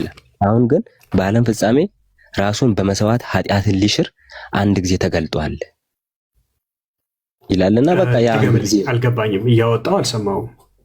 ይቅርታ ቀጥል። እሺ በቃ አውጣውና እስቲ አንብብልኝ። ነገ ጠዋት ግን ቢሮ አልገባም ማለት ነው። በቃ ምልጃ የሚለውን ቃል አንተ ምን ብለህ ፈተው ነው? እዚህ ትላንትና ወዲያ ይመስለኛል በምልጃ ጉዳይ እያወራን ነበርና እዚህ ከእናንተ ጋር ማለት ነው። ምልጃ ማለት በቃ ጀስት ልመና ነው፣ ምንም ነገር የለም። ስታስታርቅ ለምን የምታስታርቀውን ማስታረቅ ነው ምልጃ የምንለው። እሺ አሁን በተረጎምኩ ፍቺ ኢየሱስ አማላጅ አይደለም? ያስታርቀናል። አይደለም የጠየቅኩህን በደንብ ስማኝ። ምልጃ ማለት ምን ማለት ነው? ፍቺው እየለመንክ ማስታረቅ ማለት ነው። ልመና ነው አይደለ? ልመና ነው። በዚህ ፍቺ መሰረት ኢየሱስ አማላጅ ነው ወይስ አይደለም? አማላጅ ነው አንልም። በዚህ ፍቺ መሰረት መጽሐፍ ቅዱስ ክፈት ላሳይክ። በዚህ አሁን በፈታው ፍቺ አማላጅ መሆኑን ላሳይክ። ከዛ ማስታረቅ ነው። አሁን ቃላት ላይ ልፊያ እንዳናረግ ነው፣ ግን እንደው በዚህ እንኳን ቢሆን ላሳይክ አማላጅ እንደሆነ ኢየሱስ። እሺ ዮሐንስ 17 ክፈተው። ዮሐንስ ወንጌል ምዕራፍ 17 አሁን በተረጎምከው ምልጃ ልመና በሚለው ትርጉም ኢየሱስ አሁን አማላጅ እንደሆነ አሳያለሁ። እርሱም ዓለም የማያየውና የማያውቀው ስለሆነ ነው። ሶሪ 17 ታሳየናለህ? ማሳየት ትችላለህ? ቁጥሩ ነገር አኮ ቁጥሩማ ከ20 ጀምሮ ታነብልናለህ፣ ግን ልታሳየን ትችላለህ? መጽሐፍ ቅዱስን አብረን ነው እንድናነብ ከስልክ ላይም ትችላለህ እኮ ከስልክ የስልክውንም ብታነብ ትችላለህ። የስልክን እንዴት አድርጌ ነው ማንበብ የምችለው? እኔ ላንብብላ። አንድ ስልክ ነው ያለኝ። አሁን የምታነበው ከዚህ ከሃርድ ኮፒው ነበር እያነበብክ የነበረው? ከሃርድ ኮፒ አይደለም፣ ከሃርድ ኮፒ ሳይሆን ከስልኬ ላይ ነበር ሳነብ ነበር። ከአንዱ ስልክ ላይ ማንበብ ትችላለህ? አንድ ስልክ ነው ያለኝ። አዎ እችላለሁ። ማንበብ ይቻላል? እሺ አላውቅም ነበር። እሺ አንብብ። እሺ ሚኒማይዝ አድርገውና የቲክቶኩን እንትን እሺ ቀጥል። አንብበው። እሺ ስንት ላይ አንብበው? 17 ሁሉም አንድ የሆኑ ዘንድ ከቃላቸው የተነሳ በእኔ ስለሚያምኑ ደግሞ እንጂ ስለነዚህ ብቻ አልለምንም። አንተ እንደላከኝ ዓለም ያምን ዘንድ አንተ አባት ሆይ በእኔ እንዳለ እኔም በአንተ እነርሱ ደግሞ በእኛ የሆኑ ዘንድ እለምናለሁ። ናይስ። አሁን እናንብበውና እንጠያየቅ። ላሳይ። ሁሉ አንድ የሆኑ ዘንድ ከቃላቸው የተነሳ ከነማን ቃል? ከሐዋርያቱ አይደል? እሺ ኢየሱስ ክፍል ላይ ስለ ራሱ ጸልዩዋል፣ ስለ ሐዋርያቱ ጸልዩዋል። ከዛ ደግሞ ስለማን እንደጸለየ ላሳይክ። ከቃላቸው የተነሳ ከሐዋርያቱ በእኔ ስለሚያምኑ ደግሞ እንጂ ከሐዋርያቶቹ ቃል የተነሳ በእኔ ስለሚያምኑ ደግሞ እንጂ ስለነዚህ ብቻ ለምን? ስለነዚህ የተባሉት ሐዋርያቶች ናቸው አይደል? ስለ ሐዋርያቶቹ ብቻ ሳይሆን ምለምንክ ከቃላቸው የተነሳ በእኔም ስለሚያምኑ ጭምር እለምንሃለሁ አለ ጌታ ክርስቶስ ኢየሱስ። ይሄ ጸሎት ዛሬም በሱ ለምናምን የሚሰራ ጸሎት ነው ወይስ አይደለም? አይደለም። እሺ ለምን በለ ድጋሜ እናንብበውና ልጠይቅክ። ይኸውልህ እሺ ሁሉም አንድ የሆኑ ዘንድ ከቃላቸው የተነሳ በእኔ ስለሚያምኑ ደግሞ እንጂ ስለነዚህ ብቻ አልለምንም። አንተ እንደላከኝ ዓለም ያምን ዘንድ አንተ አባት ሆይ በእኔ እንዳለ እኔም በአንተ እነርሱም ደግሞ በእኛ አንድ የሆኑ ዘንድ እለምናለሁ ይላል። ኢየሱስ ክርስቶስ ይህን የተናገረው መች ነው? በስጋው ወራት እኮ ነው።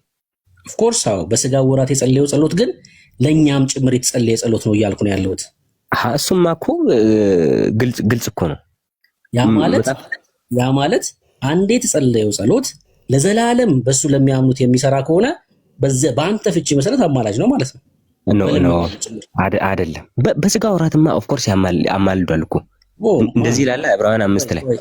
ቆይ ክርስቶስ ኢየሱስ ዛሬ አስታራቂ ነው ስትል ደጋግሞ እየሞተልን ነው ወይስ አንዴ የሰራውን ስራ ነው እየተናገርክ ያለው? ኧረ አንዴ በሰራው ስራ ነው። እሱም አባባቱ ቀኝ ተቀበለ። ታየ። ስለማስታረቅ ስታወራ የመስቀሉን ስራ ከሆነ እያወራ ያለው። ስለዚህም ስለ ልመና ደግሞ ስናወራ አንዴ የሊቀ ካህን ጸሎት ነው። በነገራችን ላይ ዮሐንስ 17 አንዴ የለመነው ልመና፣ አንዴ የጸለየው ጸሎት እስከ ዓለም ፍጻሜ በሱ ስለሚያምኑት የሚሰራ ከሆነ በዚህ በአንተ ትርጉም መሰረት አማላጅ ነው ማለት ነው። አይደለም። ለምን? ጥሩ ጥያቄ ነው። ኦፍኮርስ ነው። በስጋው ወራት አማልዷል። ዕብራውያን 5ም ይህንን ይናገራል። 5:7 ላይ እርሱም በስጋው ወራት ከሞት ሊያድነው ወደሚችል ከብርቱ ጩኸትና እሱ ስለኛ አይደለም። ዕብራውያን 5 ላይ ስለኛ አይደለም። እዚህኛው ክፍል ላይ በሱ ስለምናምን ጸልዩዋል። ይሄ ጸሎት አሁን ይሰራል ወይስ አይሰራም? አሁን በልመና አይሰራም አይደለም። ያኔ ጸለየው ጸሎት በዚህ ሰዓት ይሰራል ወይስ አይሰራም ነው ጥያቄ። በዚህ ሰዓት እንዴ አይሰራም፣ ያስታርቃል እንጂ አይለምንም እኮ ነው ያልኩ ያለው። ግልጽ ነው ሐሳቤ። ጥያቄን አላገኘኩም። ያኔ የጸለየው ጸሎት ዛሬ የሚሰራ ነው ወይስ አይደለም? ያኔ እስቲ ጥያቄን እኔ ላብሰልስለው። አንተ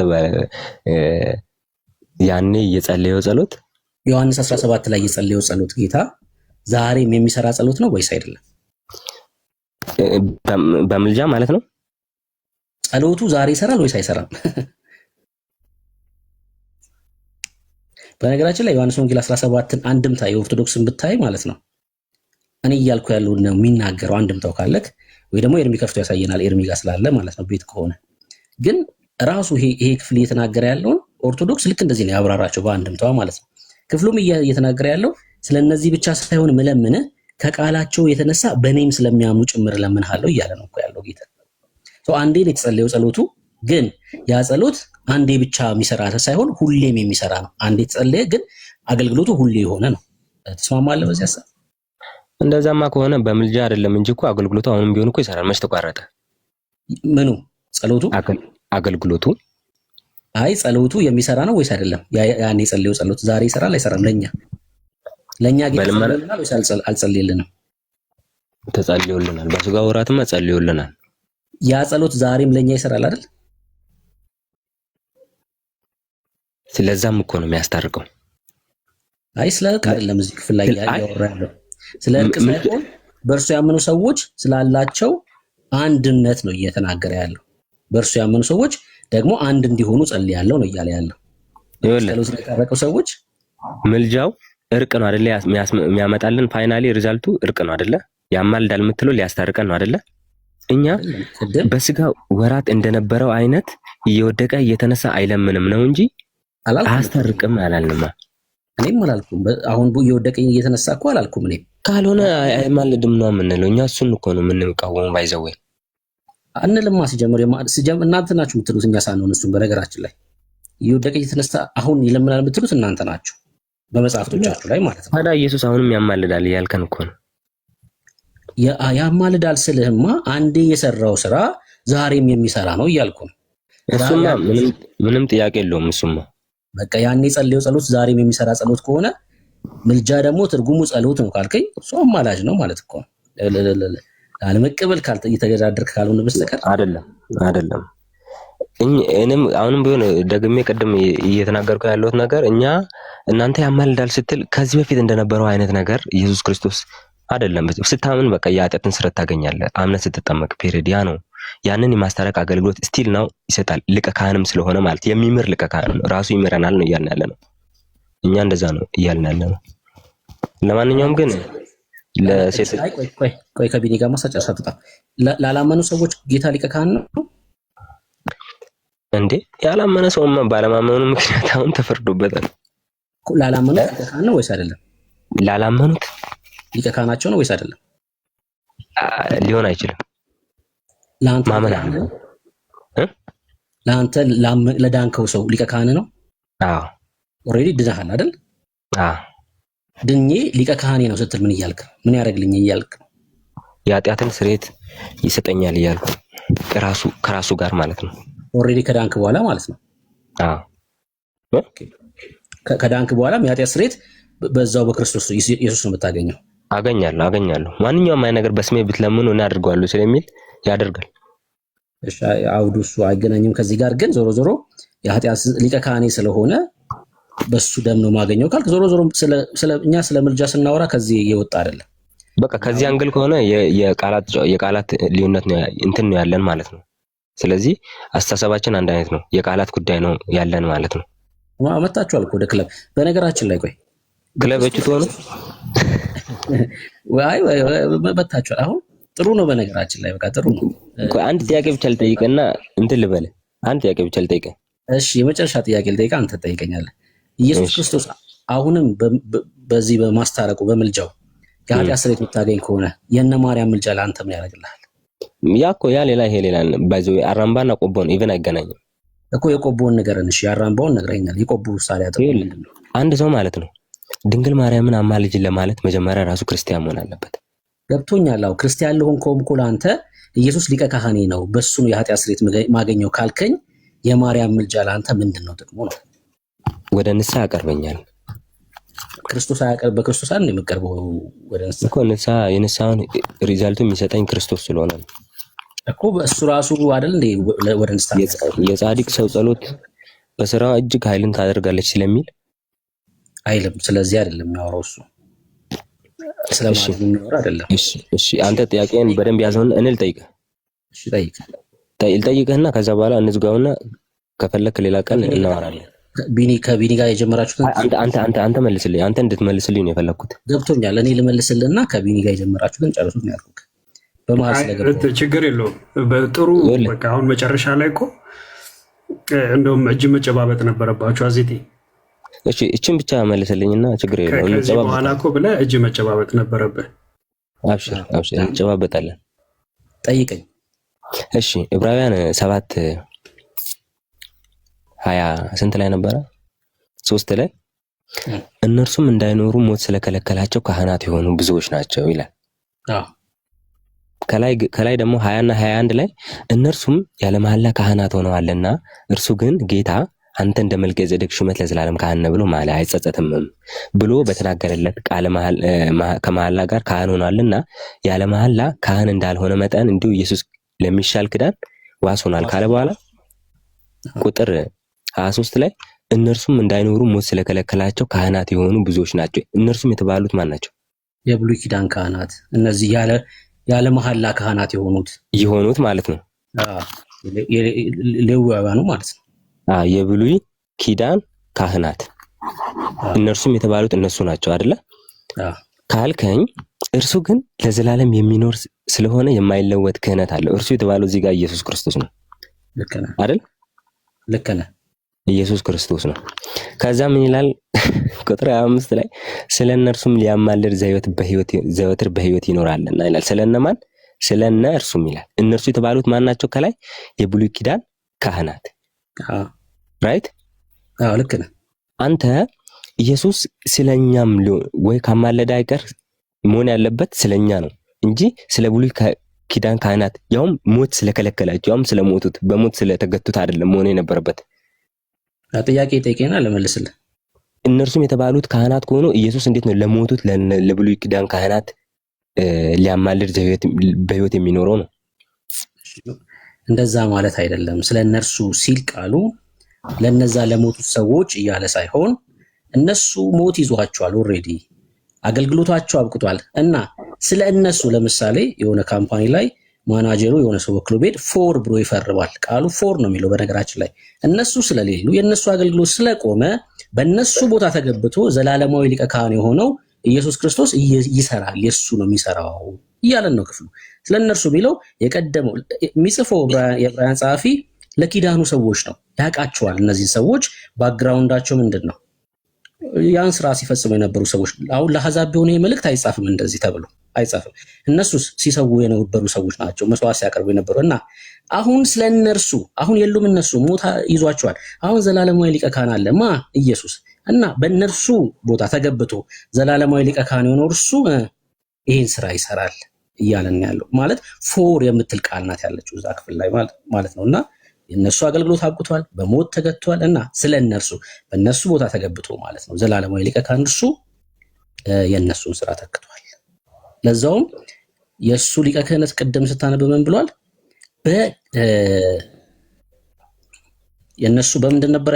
የእነሱ ያለ መሐላ አልነበረም፣ የሱስ በመሐላ ነው። መዝሙር መጽሐፍ 110 መስኪ አንብቡ። እሺ ያኔ ያመነ ግን እንትን ልስማ ብዬው ነው። አይ ሌላ ማብራሪያ ካለው ትነግረኛለህ። እሺ አይ አልሰጠም፣ በቃ መተኛ ስላለ ካልተስማሙ እሰማለሁ፣ ችግር የለውም። መዝሙር 110 ቁጥር 1 2 3 ነው አንብቡ እስኪ። መዝሙር 110 1 2 3 እግዚአብሔር ጌታዬን ጠላቶችን ለእግር ማረጋጫ እስካደርግልህ ድረስ በቀኝ ተቀመጥ አለው። እግዚአብሔር የኃይልን በትር ከጽዮን ይልክልሃል፣ በጠላቶችም መካከል ግዛ። ከአንተ ጋር ቀድሞ በኃይል ቀን በቅዱሳን ብርሃን ከአጥቢያ ኮከብ አስቀድሞ ከሆድ ወለድሁ። እንደ መልከጼዴቅ ሥርዓት አንተ ለዘላለም ካህን ነህ ብሎ እግዚአብሔር ማለ አይጸጸትም። ይሄ ቃሉ ላይ የተገለጸው ነው የመልከጼዴቅ ክህነት እንትን። አየህ በመሐላ ነው እግዚአብሔር ማለ። አየህ አስቀድሞ ጌታ ጌታዬን ይላል ወይ ደግሞ እግዚአብሔር ጌታዬን ይላል። ይሄ በነገራችን ላይ በጣም ፒክ የሆነ ቴዎሎጂካል ሐሳቡን የሚነሳበት ነው፣ ሥላሴ የሚብራራበት ክፍል ማለት ነውና ምን አለው? እንደ መልከጼዴቅ ሥርዓት አንተ ለዘላለም ካህን ነህ ብሎ ማን? እግዚአብሔር ማለ ይላል። ሶ የክርስቶስ ኢየሱስ የሊቀ ክህነት ሥራው በመሐላ የሆነ ነው፣ በሞት የሚቆም አይደለም። የነዛ ያለ መሐላ የሆነ ነውና መልከጼዴቅም እንደምታውቀው አባት እናት አይታወቅም። አባት እናት ዕብራውያን መጽሐፍ ምዕራፍ 7 ላይ እሱን ይናገራልና ለምን በክርስቶስ ተመስሎ ስለሚኖር ማለት ነውና ክርስቶስም በመልከጼዴቅ ሹመት ነው፣ በመልከጼዴቅ ምሳሌ ነው የተነገረለትና ለዘላለም ካህን ነህ ተብሎ ተነግሯል ለኢየሱስ ማለት ነው። አዚቴ የምትለኝ ነገር ካለ ሰማሃለሁ። እሺ እሺ ቴንክ ዩ። በቃ ለዛሬ ይብቃንና ነገ ሌላ ጊዜ እግዚአብሔር በፈቀደ ጊዜ እናወራለን። የሰማን ከሆነ ግን የሆነ ነገር ቢል ደስ ይለኝ ነበር። ማን? አይ እርሚ እየሰማን ከሆነ ከሰማን ስንወያይ የሆነ ነገር ቢልክ ደስ ይለኝ ነበር። ትላንት አስወንጭፎኝ የለሱ ምንም አይለኝም። በቃ ስቀልድ ነው። አምኪኒ አይ በመሀል ሰዎች ያው እንደዚህ እያወሩ ከገባ ምናምን ድንገት እንደዛ አስወርዶ ሊሆን ይችላል እንጂ አዚቲ በጣም ተባረክ። አንተ እኔ አሁን ኦፊሻሊ ጌታን መቀበል አለብህ ነው የምለው እኔ ግራም ቀኝም ሳትል ጌታን ስንቴ ልቀበል በና ችግር ቴንኪው። ለማንኛውም የምር በጣም ነው የምወደው። ተባረክ። እንወዳለን ነው እኛም እንወዳለን። እሺ ብራዘር ቻው፣ ደህና ደሩ። ደህና ደሩ እንደማለት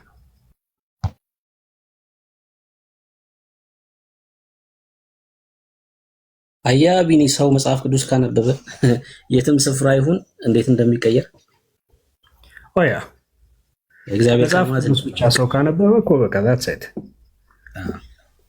ህይወትን ሁላ ነው የሚቀይረው። የእግዚአብሔር ቃል ስብዕናን ይቀይራል፣ ማንነትን ይቀይራል፣ የህይወት ስርዓትን ሁሉ ነው የሚቀይረው እና አነጋገርን ይቀይራል። በጣም ነው ደስ ያለኝ። በቃ መጽሐፍ ህይወት ነው። በቃ እግዚአብሔር ቃል ህይወት ነው። ያለመልምሃል። የምሬን ነው። ህይወትን ሁላ ይቀይራልና በጣም ነው ደስ ያለኝ። ተባረክ። ስላወቅኩም ስላየሁኩም ደስ ብሎኛል። ቀጥሉ። የሚገባ ሰው ካለ እንቀበል አይደል? ኤርሚ፣ ዳጊ፣ ሰላም የሉም ሶስቱም። ገስት ላይ ያሉትን ላስገባል አይደል ቢኒ? አይ አሁን እኔም ትንሽ እየሰራው ስለሆነ ነው እንጂ መተኛ ደርሷል። ብታይ ቆይ አንድ ሰው ላስገባልና ተቀበል። ይቅርብኝ ዛሬ ይቅርብኝ። ብሩኬ ያስገብቼልሃለሁ። ጌች ምን አሁን ጌች እንኳን ደህና መጣ። አያ እድሌ በቃ አየዋል። አሁን ጌች ራሱ በቃ ወረደ። ትንሽ ቀመስ ሊያደርገኝ ነበር። ታውቀዋለህ?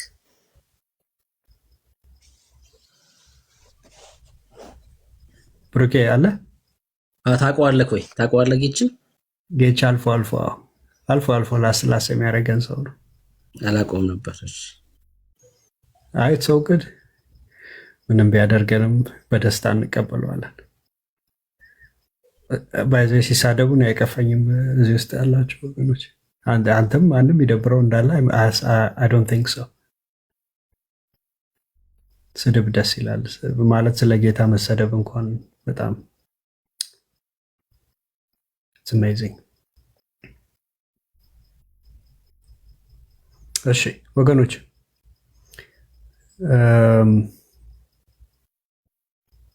አዚቲን የምወደው አንድና አንድ በጣም ሲምፕል የሆነ ነገር ነው። ምንድነው ካላችሁኝ መጽሐፍ ቅዱስ የሚያነብ ልጅ ነው። አትሊስት ስታወራው የሆነ ከብዶ አታወራውም። ከየት ነው አሁን ለዚህ ሰው የምጀምረው ብላ አታወራውም። ገብቷል? ትንሽ እዚህም ስፍራ ምናምን ገልጠ ማውራት ከእሱ ጋር ዲስከስ ማድረግ ትችላለህ።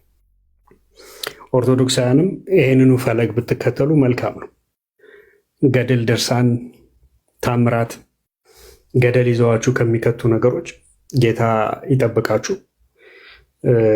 ገድላችሁን ወደ ጎን አድርጉና የተባረከውን እግዚአብሔርን ቃላት አጥኗቸው፣ ህይወት ይሆናሉ።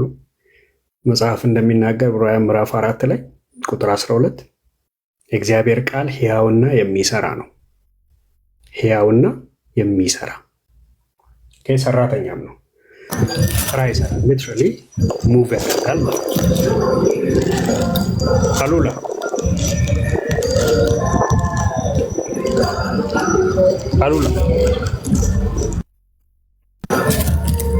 ይሰማል? እንኳን ደህና ቆያችሁ። ከየት ቤተ እምነት ነው? ከኢትዮጵያ ኦርቶዶክስ ተዋሕዶ ቤተክርስቲያን። እሺ ብሩኬ ታወራዋለህ አለ?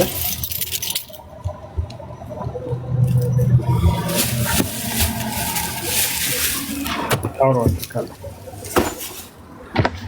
አሉላ ግን ትንሽ ድምፅ አለ አንተ ጋር። ቀጥል። እሺ ስልክ ይዣለሁ። ቀጥል አለኝ። ቀጥል።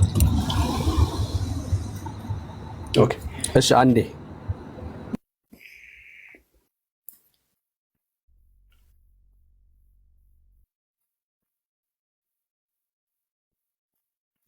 እሺ ተመልሻለሁ። የሚረብሽ ድምፅ አለን ያልከኝ? አይ ኦኬ፣ ችግር የለውም። አሁን ይሻላል። አሁን ጸጥ ብሏል። ኦኬ ኦኬ። እሺ እምነት በኦርቶዶክስ የሚል ርዕስ አለ። እምነት ብቻ። እናንተ በእምነት ድናችኋል? አይ ርዕሱን አስተውለኸዋል? እምነት ብቻ ነው የምለው። አንተ ያልከው ግን እምነት በኦርቶዶክስ ነው ያልከው። ያ እምነት ብቻ በኦርቶዶክስ ያ ርዕሱ እሱ ነው። ኦኬ ሰው መሀል ላይ ነው የገባሁት እና አይ ዶንት ኖው አካሄዱ እንዴት እንደሆነ እናንተ እየጠየቃችሁ ነው ለመለስ ነው ጥያቄ እኔ እንድጠይቅ ነው ወይስ በርዕሱ ላይ ለኮንቨርሴሽን ከዚህ በፊት የነበረው ልጅ ጋር እንድናደርግ ነው? እንደዛ አይነት ኮንቨርሴሽን ማድረግ እንችላለን። ኦኬ ሶ በኦርቶዶክስ እምነት ብቻ የሚለው ለምንድን ነው በእናንተ ዘንድ ተቀባይነት የሌለው? መጽሐፍ ቅዱሳችን እምነት ብቻ ብሎ ስለማያስተምር ማለት ነው። በተቃራኒው እንደውም እምነት ከስራ ጋር ብሎ ስለሚያስተምር። በጣም ጥሩ። አንተ በምንድን ነው የዳንከው? በመጀመሪያ የዳንከው ከማለት በፊት ድነሃል ወይ? አዎ። በምንድን ነው የዳንከው? ይሄ ኦፕን ኤንድድ ኩዌስችን ነው። ገባህ? የስ ኦር ኖ ብቻ ብለህ የምታልፈው ሳይሆን ከኋላው ማብራሪያ የሚያስፈልገው አይነት ጥያቄ ነው። ነገር ግን ድነሃል ወይ ብለህ ብትጠይቀኝ አዎ። ነገር ግን ቅድም እንደነበረው ድነት አንድ የሚያልቅ ነገር አይ እንትን የሆነ ኮንቨርሴሽን እንድናደርገው ለምሳሌ ድነሃል ካልኩ አዎ አይደለም የሚለውን ትነግረኝና ከዛ በምን እንደዳንክ ትነግረኛለህ። ያስ ድኛለሁ። የዳንኩት ግን በጌታችን በኢየሱስ ክርስቶስ ስራ ነው። እንዳልኩ የሆነ ሰው በተሳሳተ መንገድ እንዲረዳኝ አልፈልግም። ድነት በኢትዮጵያ ኦርቶዶክስ ተዋሕዶ ቤተክርስቲያን ያለው ኮንሰፕት እንዳለ ሆኖ ማለት ነው። አዎ ገብቶኛል። አሁን በጌታችን በኢየሱስ ክርስቶስ ስራ ነው የዳንኩት ስትል ስራውን ምን አድርገኸው? አምነኸው አብረህ ስራውን ሰርተህ ወይስ ወዳዘት ሚል? አሁን በደንብ ቀለል በሚል አማርኛ አምኜ አምነህ የዳንከው። ስለዚህ የዳንከው በምንድን ነው? በእምነት ነው ማለት ነው።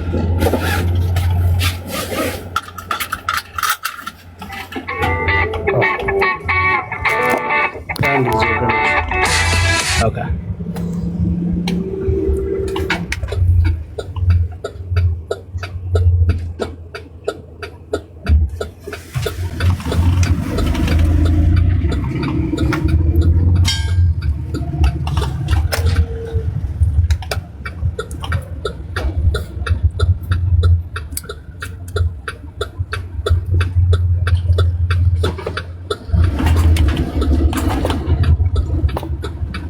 እስኪመለስ ከኔ ጋር እንቀጥላ። በቃ አለ ይቻላል።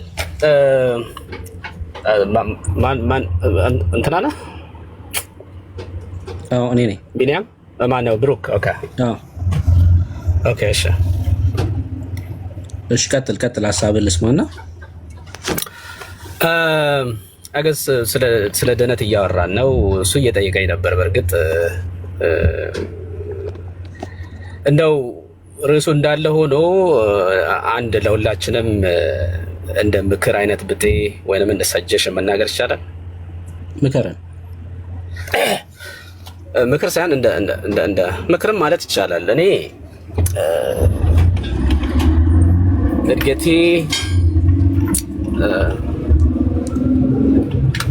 ማለት ቤተሰቤ ውስጥ እኔ ኦርቶዶክስ ነኝ። ወንድሞቼ እህቶቼ ፕሮቴስታንቶች አሉና ብዙ ጊዜ የሆነ መቃቃር፣ መገፋፋት፣ መሳሳብ አይነት ነገር አለና ስንወያይ ከዚህም ከዛም ማለት ከኦርቶዶክስም ከሌላውም ከፕሮቴስታንትም ስንመጣ የሆነ ኦፕን የሆነ ማይንድ ይዘን ብንመጣ ለመማማር ነው። እዚህ ጋር ምንም የግል ጉዳይ ማድረግ የለብንም። አሁን ከዚህ በፊት የነበረው ልጅ ጋር የነበረው አይነት መንፈስ ጥሩ ነው። ብዙ ጊዜ ቲክቶክ ላይ የማየው የሆነ አእምሯችን ላይ አስቀምጠን የመጣነው ነገር አለና እንደዚህ አይነት ነገር ትተን ኦፕን ማይንድ ይዘን ብንወያይ ደስ ይላል። አይ ነው ዛሬ አሁን እናንተ ብታደርጉት ውይይት የሆነ ዛሬ እኔ የፕሮቴስታንትን እምነት እንዲቀበል ወይንም እናንተ ወደ ኦርቶዶክስ እንድትመጡ ሳይሆን በቃ መማማር አለብን እና በጥሩ መንፈስ መረባበሽ፣ መሳሳብ በሌለበት መንፈስ መወያየት ጥሩ ነው ልል ፈልጌ ነው። እኔ ተቀብያለሁ ምክርን፣ ያው ለአንተም ይሰራል ብዬ አምናለሁ። ይሄን ምክር ኦፍ ኮርስ እዛ ውስጥ ራሴን አስገብቼ ነው። በቃ እንቀጥል፣ በቃ በዛ መንፈስ እናወራለን። እሺ እምነት ብቻ ያድናል ወይ በኦርቶዶክስ?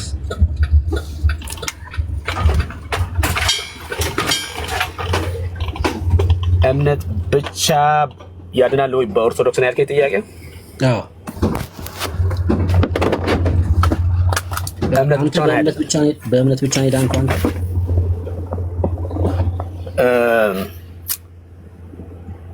በእምነት ብቻ አይደለም።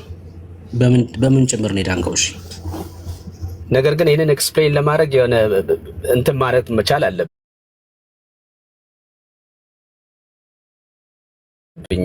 ግን የሆነ ቦክስ ውስጥ አድርገህ ነው እየጠየቀኝ ያለው እኮ አንተ ተከፋፍለዋለህ። ምክንያቱም ድነት በአንድ የሚያልቅ ነገር አይደለም። በአንድ የሚያልቅ ነገር ሳይሆን ቅዱስ ጳውሎስም ድነታችሁን ፈጽሙ እያለ ይናገራል። እሺ እኮ አሁን የፍርድ ቀንም አለ። እሺ ችግር የለም። የዛኔ የምንጠየቀው ጥያቄም አለ። ስለዚህ ድነት አንድ የሚያልቅ ነገር አይደለም። አሁን ድነሃል አንተ ግን? እሺ የስ እንድድን እድሎች ተመቻችተውልኛል፣ ድኛለሁ። ያው ድነሃል። እሺ ድኛለሁ ስትለኝ በምንድን ነው የዳንከው? እሺ ድኛለሁ ያልከውን ማለት ነው ኢየሱስ ክርስቶስ የሰራውን ስራ በማመን። እሺ በማመን በእምነት ብቻ ነው ወይስ ሌላ ተጨማሪ ነገር አለ? ኢየሱስ ክርስቶስ የሰራው ስራ ላይ ምንም የሚጨመር ነገር የለም። እምነት ብቻ ነው። በእምነት ብቻ ነው የዳንከው ማለት ነው? የስ ኦኬ። ምንም ያ ማለት ምስኮት መደረግ እንትን መደረግ አልፈልግም። አይ ምንድን ነው ያልከኝ? እንግዲህ እሺ አንተ በደንብ አብራራው። እንደዛ ከሆነ ስለ በእናንተ በኢትዮጵያ ኦርቶዶክስ ፈርስት ሳሊቬሽን የሚባል ነገር ስላለ ስለሱ እያወራህ እንደሆነ ስለተረዳው ነው። ትክክል። በቃ እሱም በእምነት ብቻ ነው የዳንኩት እያልከኝ ነው? ኦፍ ኮርስ ያ። እሺ የትኛው ፕሮሰስ ላይ ነው ያለው አንተ? እየዳንኩ ነው። እየዳንኩ ነው የሚለው እምነትና ስራ ይፈልጋል ወይስ ስራ ብቻ ነው? እምነት አለ። ያው ወደኋላ ባክ ካላረክ በስተቀር እምነት አለ። እዛ ላይ እምነትን አጽንተ ያንን እምነትን ደግሞ በስራ መግለጥ ማለት ነው። እሺ በመልካም ስራ ሲባል ይቅርታ ቀጥል። እየዳንኩ ነው ስትለኝ ያው በስራክ ነው ማለት ነው። በአንተ ስራ ነው የምትድነው ነው። ድኛለሁ። ኦኬ ያንን ድነቴን በእምነት ነው አይደለ? ያንን ድነቴን እኮ ያንን ድነቴን የማጸናበትን ስራ ነው የምሰራው እኮ። እድናለሁ ስትል በስራክ ነው ማለት ነው።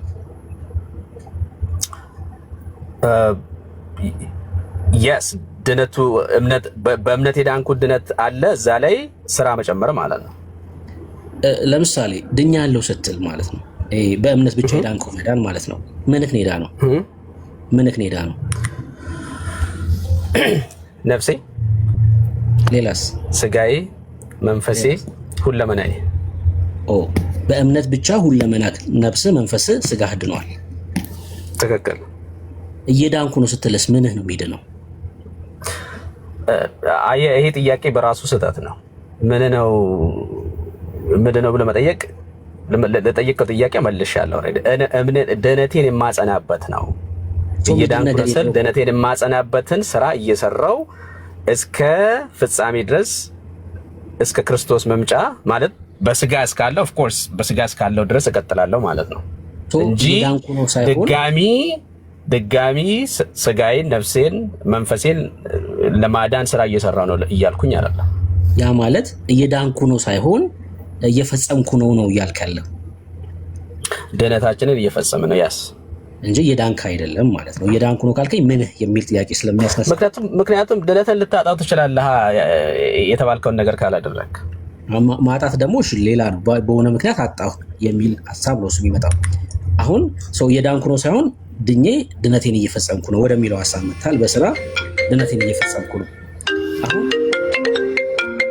ትልቃላ አንተ ጋር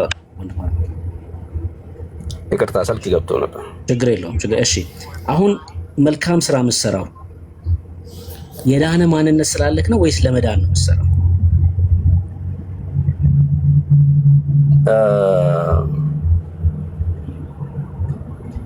ጥያቄ አንዴ ድገምልኝ። ይቅርታ።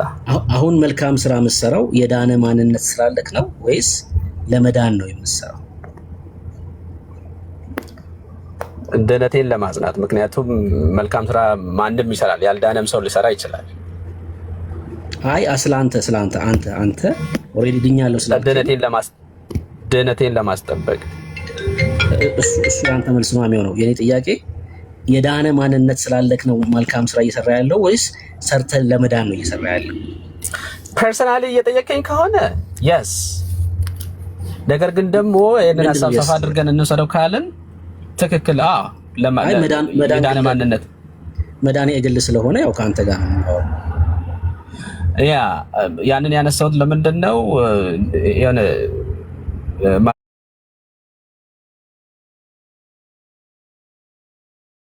አጠቃላይ